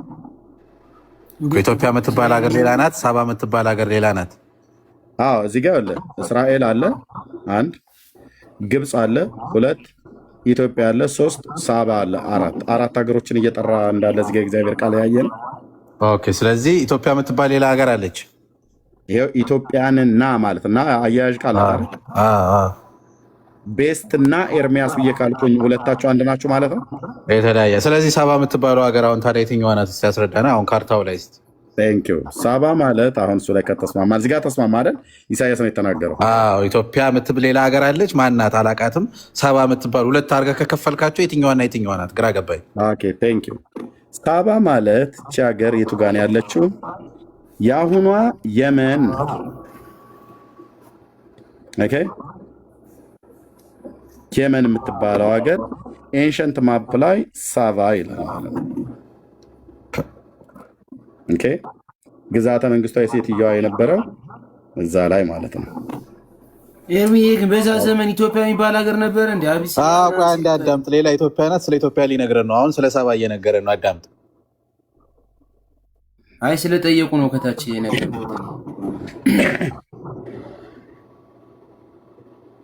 ምንድን ነው ያልከኝ? ኖ የእሱ ኢትዮጵያ የምትባል ሀገር አለች። ቤስቲ በዛ ዘመን ኢትዮጵያ የምትባለው ሀገር ሳባ እንትን አቢሲኒያ ነች አይደል? ነው ኢትዮጵያ ትታወቅ ነበር በዛ ሰዓት። ቆይ ውሃ ልጠጣ መጣሁኝ ወገኖች። እሺ እኔም ራሱ አጠም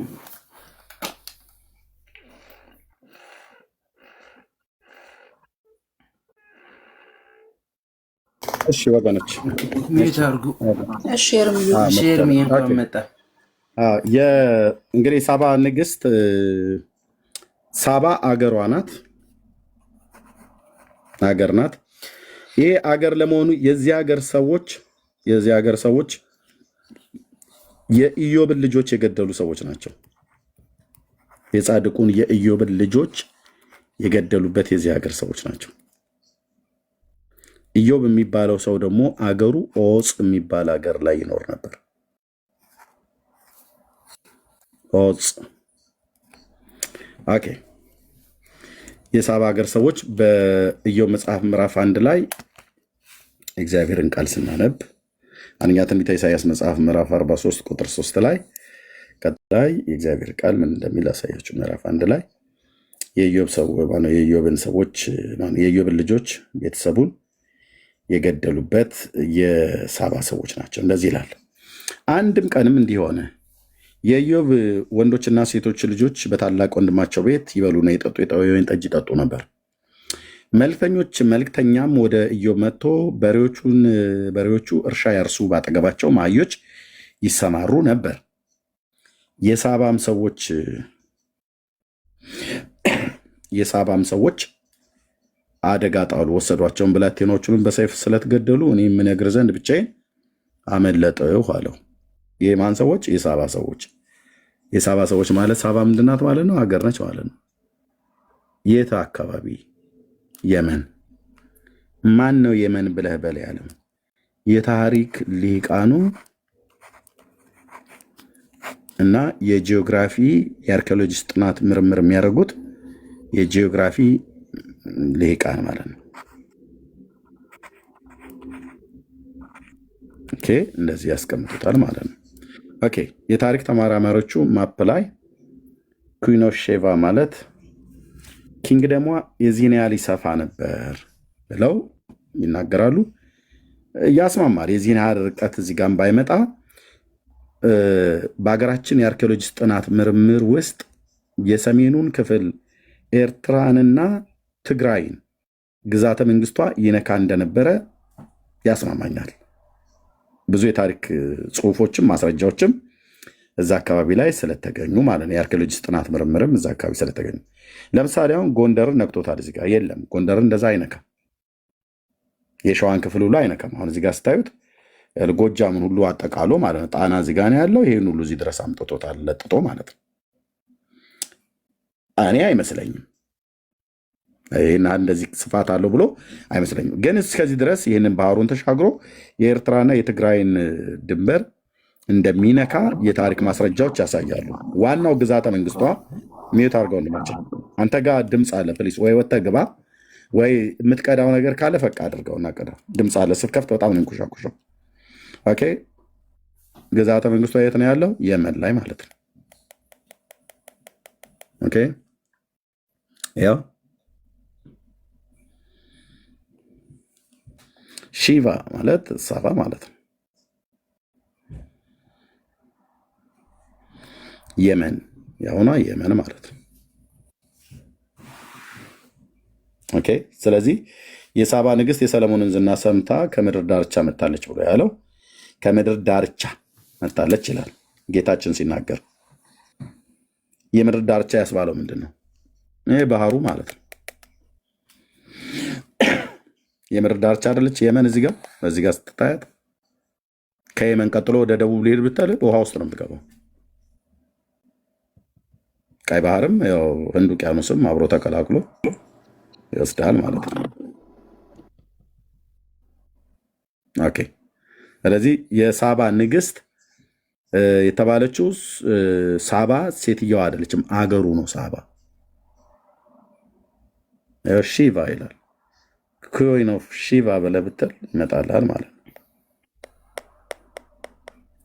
የመን ላይ ነው ያለችው። ስለዚህ በሰለሞን ዘንድ ሄዳ ደርሳ ወንድ ልጅ ወልዳ መጣች ምናምን ነገር ተብሎ የሚባለው እውነት ከሰማችሁም በአብርሃም አምላክ ፊት የምነግራችሁ እርሱት።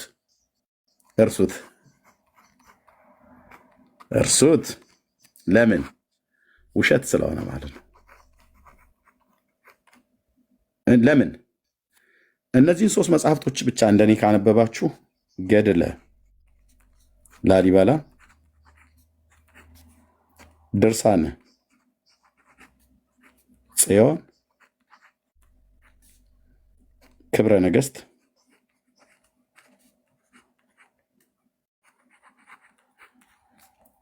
ገድለ ላሊበላና ድርሳነ ጽዮን እዛ ጋ አሉ። ያው ክብረ ነገሥት ይሄ ማለት ነው። ታሪኩ እርስ በርስ ይምታታል ወንድሞች እናቶች። ታሪኩ እርስ በርስ ይጣላል። አቤቱ ጌታዬ እርስ በርስ ይጣላል። እኔ ታሪክ አስተማሪ ነን ብለው የሚሉ ሰዎች እንዲህ አይነት ውሸት ምን አለበት ቢቀርባቸው። ለምሳሌ የኢትዮጵያን ታሪክ እስቲ አሁን የሳባ ንግስት ኢትዮጵያዊት ናት ተብሎ የተባለውን ታሪክ ይዘን እንምጣ።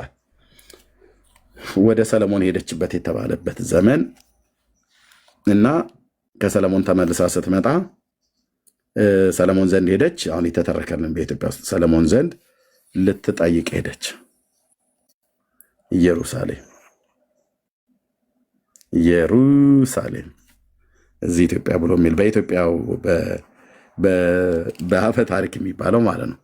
ከንጉሱ ዘንድ ሄደችና ንጉሱ ዘንድ ስትደርስ ያው የሚፋጅና ጨው የበዛበት ነገር አበላት።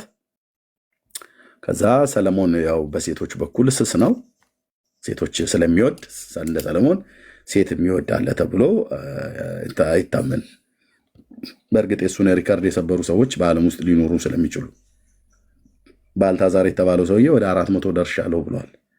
ግን ሰለሞን ሴት ይወዳል እና በሰለሞን ዘንድ ሄደው ሴት በሰላም አትመለስም ብሎ በሚል ፈሊጥ የወደቀ ምሳር ዛፍ ይበዛበታል እንዲሉ አበው ሰለሞን ዘንድ ሄደችና ከዛ ሲያያት ጎመጀ፣ በእንቆቅልሽ አጫወታት እና በዚህ ነገር የተላለፍሽ ከሆነ እኔ እረታሻለሁ አንቺም ትረችኛለች ተባብለው የውሃ መንቀሉን ማሰሮውን ነገር ትራስጌው አድርጎ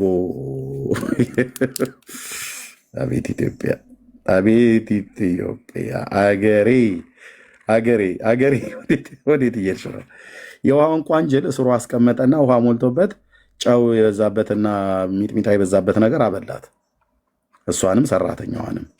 ሰለሞን ሆዬ ይህንን የውሃ መንቀል ወስዶ ትራስጌው አደረገና ተኛ። ይታይህ አሁን የሁለት ሀገር ነገስታት አንድ ቤት ውስጥ ምን ያርጉ የሚተኙት?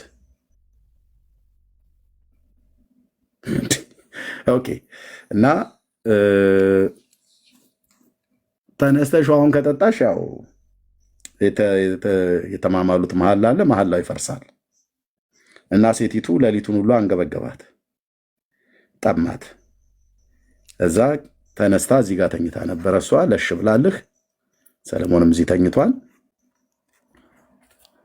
ሰለሞን በዚህ እሷ በዛ በግራ ሆነው ተኝተዋል። እያየ ነው ማለት ሰለሞን። እዚህም ደግሞ ሰራተኛ ይቷለች እሷ ሌላ ኮብል ጎረዳ ማለት ነው። ተኝተዋል። ውሃው ማሰሯቸው ነው ማለት ነው። እናች ንግስቲቱ ሌሊት ውሃ ጠማትና ተነሳችና ውሃ ስትቀዳ ሰለሞን ይጠባበቅ ነበር።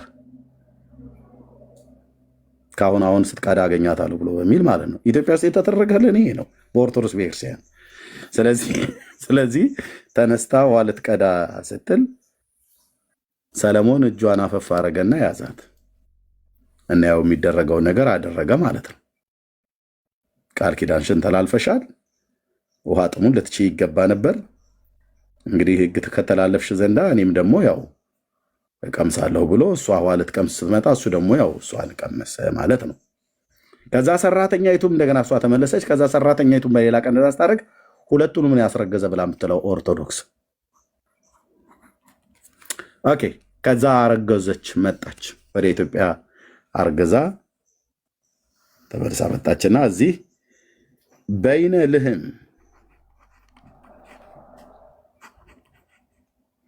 ልህም ወይ ደግሞ ቀዳማዊ ምኒልክ የተባለው ተወለደ።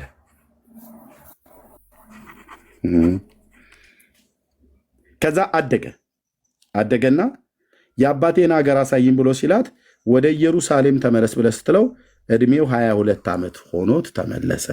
ስንት? 22 ዓመት። ማንን የሚናገረው? ክብረ ነገሥት እና የኢትዮጵያ ታሪክ። ይሄ መጽሐፍ ሁለት መጽሐፍ፣ የኢትዮጵያ የኦርቶዶክስ ታሪክ። እድሜው ስንት ይሆናል? 22። ገድለ ለአድቫን ድርሳነ ጽዮን ላይ ደግሞ ድርሳነ ጽዮን ደግሞ ምን ይናገራል? በ25 ዓመቱ ነው ወደ ኢየሩሳሌም ሄደው ይላል። በ25 ዓመቱ ድርሳነ ጽዮንን ከቻልኩ አመጣዋለሁ። የዚህን ግን ላሳያችሁ። አጃይብ ነው ይላል የሐረር ሰው። እኛ ዝም ብለን ስንጠጣ እኮ ተረት።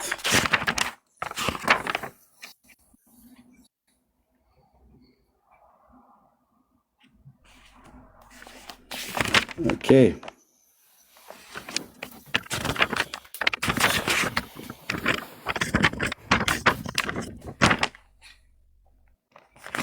ያው ገጽ 25 ስሙንም በይነ ልህም ብላ ጠራችው ይላል። ከዚያስ ይህ ልጅ ልህመን ግን ግርማ ሞገስ ነበረው፣ ግዝፈቱ፣ አካሉ፣ አካሄዱ ሁሉ ንጉሱ ሰለሞን ይመስል ነበር ይላል ቁጥር 9 ላይ። ከዛ 22 ዓመት ሲሞላው ማለት ሲሆነው ውጊያንም ፈረስንም ግልቢያንም አደንንና ንግስቲቱን የአባቴንም ፊት አይ ዘንድ እሄዳለሁ፣ በእስራኤልም አምላክ በእግዚአብሔር ፍቃድ ወደዚህ እመለሳለሁ አላት። አባቴን ላይ እሄዳለሁ ብሎ ያለው መቼ ነው ማለት ነው? 22 ዓመት ሲሞላው። ይህንን የአዲስ አበባ ዩኒቨርሲቲ ነው የጻፈው። የኢትዮጵያ ኦርቶዶክስ ቤተክርስቲያን ጠብቀበታለች። ከዚህ ጋራ የኢትዮጵያ ኦርቶዶክስ ቤተክርስቲያን ታሪክም ይስማማል።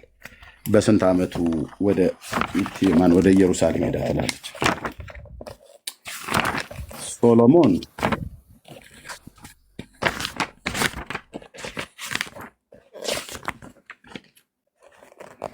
እሺ፣ ያው ሳባ ንግስት ነው። እዚህ ጋር አዩት።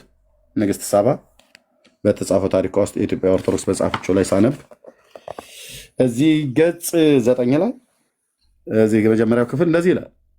ቀዳማዊ ሚኒሊክ በተወለደ በ22 ዓመቱ አባቱ ሰለሞንን ለመገናኘት ወደ ኢየሩሳሌም ሄደ ይላል። ከዚህ ታሪክ ጋር ይስማማል ማለት ነው። ድርሳነ ጽዮን የሚባል መጽሐፍ አለ። እሱን ላምጣው። ካመናችሁ በቃሌ ልንገራችሁ፣ በአብርሃም አምላክ ፊት አልዋሽም። ድርሳነ ጽዮን በ25 ዓመቱ ወደ ኢየሩሳሌም ሄደ ይላል። ክብረ ነገሥትና ይሄኛው ታሪክ ደግሞ በ22 ዓመቱ ሄደ ይላል። የስንት ዓመት ልዩነት አለው? የ3 ዓመት። ኤርሚያስ ምን ያደርግልሃል? አሁን ይህንን ጎርጉረህ ማግኘት። እሺ ላምጣው። ሻናምንም አለ አንዱ ላምጣው። ለአንተ ስል ብቻ አመጣዋለሁ። ብራዘር ትጠላለህ አልኩ መረጃ እዚህ ቤት። ኦኬ መጣሁ። ኤርሚ ቀጥሉ።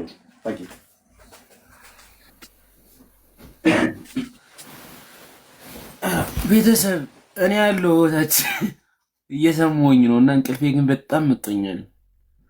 ጀስት ኤርሚ ይህን ስጨርሱ ከአንተ ቤት ትከፍቱና ጠዋት እኮ የሚገርም ሞርኒንግ ስራ አለኝ በጠዋት በቃ አሁን እቺን ልጨርስና ከዛ እኔም ይሄን መስማት ፈልጌ ነው የቆየሁት። ቅድም ልነግርህ አልኩኝና ይህን ታሪክ ስለጀመርከው ጀስት እሰማለሁ ብዬ ነው ትምህርትም ስለሆነ። ኦኬ አንዴ ጠብቅ። እዚህ መጽሐፍ ብዙ መጽሐፍቶች ስላሉ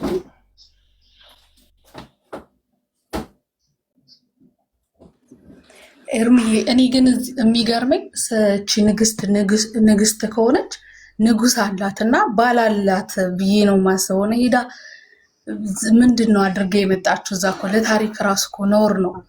ባላ ሰለሞን አንቺ ደግሞ ዝም በይ። እሷ ከአባቷ ነው ስልጣኗን የተቀበለች። ምን ሆነሽ ነው ደግሞ አንቺ ደግሞ ኖ አበዛችሁ። እሷ ደግሞ እንዴ ምን ሆነሽ ነው? እሷ ከአባቷ ነው የተቀበለችው፣ ብቻዋን ነበረች። ባሏ እኮ ሰለሞን ነው፣ ከሱ ነው ልጅ የወለደችው። ምን ሆነሽ ነው? እሱ እያለ ያለው ሳባ የምትባል ሴትዮ እንደሌለች እኮ አላለም፣ አገር ናት ነው ያለው። እኛ እያልን ያለነው ደግሞ ጎንደርም እያለ ያለው አንተ አሁን እየካድክ ያለው ጎንደርን ያጠቃልላል ነው እያልን ያለነው። እሱ ጎንደርን አያጠቃልልም ነው እያለ ያለው።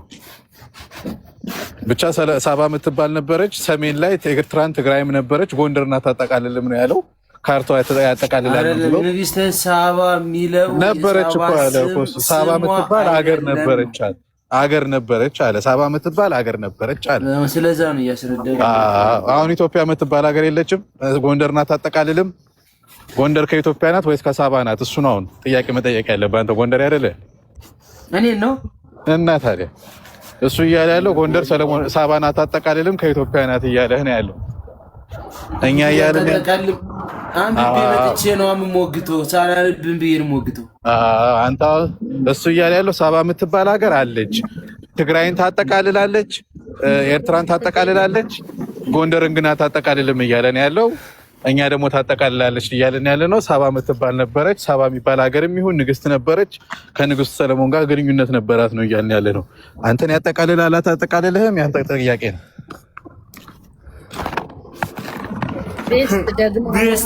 ታድለ ከእውቀት ነፃ ነህ እያሉ ነው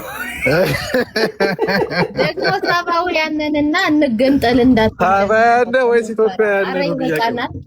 የሰሜናውያን ጥያቄው ሳባዊ ነህ አይደለህም ነው። እኔ ምን አውቃለሁ ወንድሜ። ሳባ የምትባል እንደነበረች እሱም አምኗል፣ አንተም ታምናለህ። ሳባዊ ነህ ወይስ አይደለህም ነው ጥያቄው። ምን አውቅልሃለሁ እኔ ለራሴ። ከእውቀት ነፃ ነን ሁለታችን፣ የሚመቻችሁ በቃ። ሳባ አክስቴ ናት እያለ ነው ደግሞ አንዱ። አይ ዘመን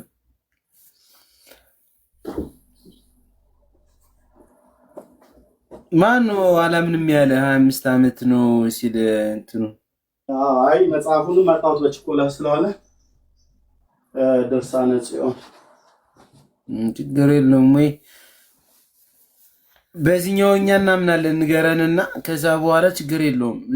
ያለ እንትን ያለውን አሳየና ማለት የሚፈልግ ሰው ካለ በኋላ መጥቶ ይጠይቃል።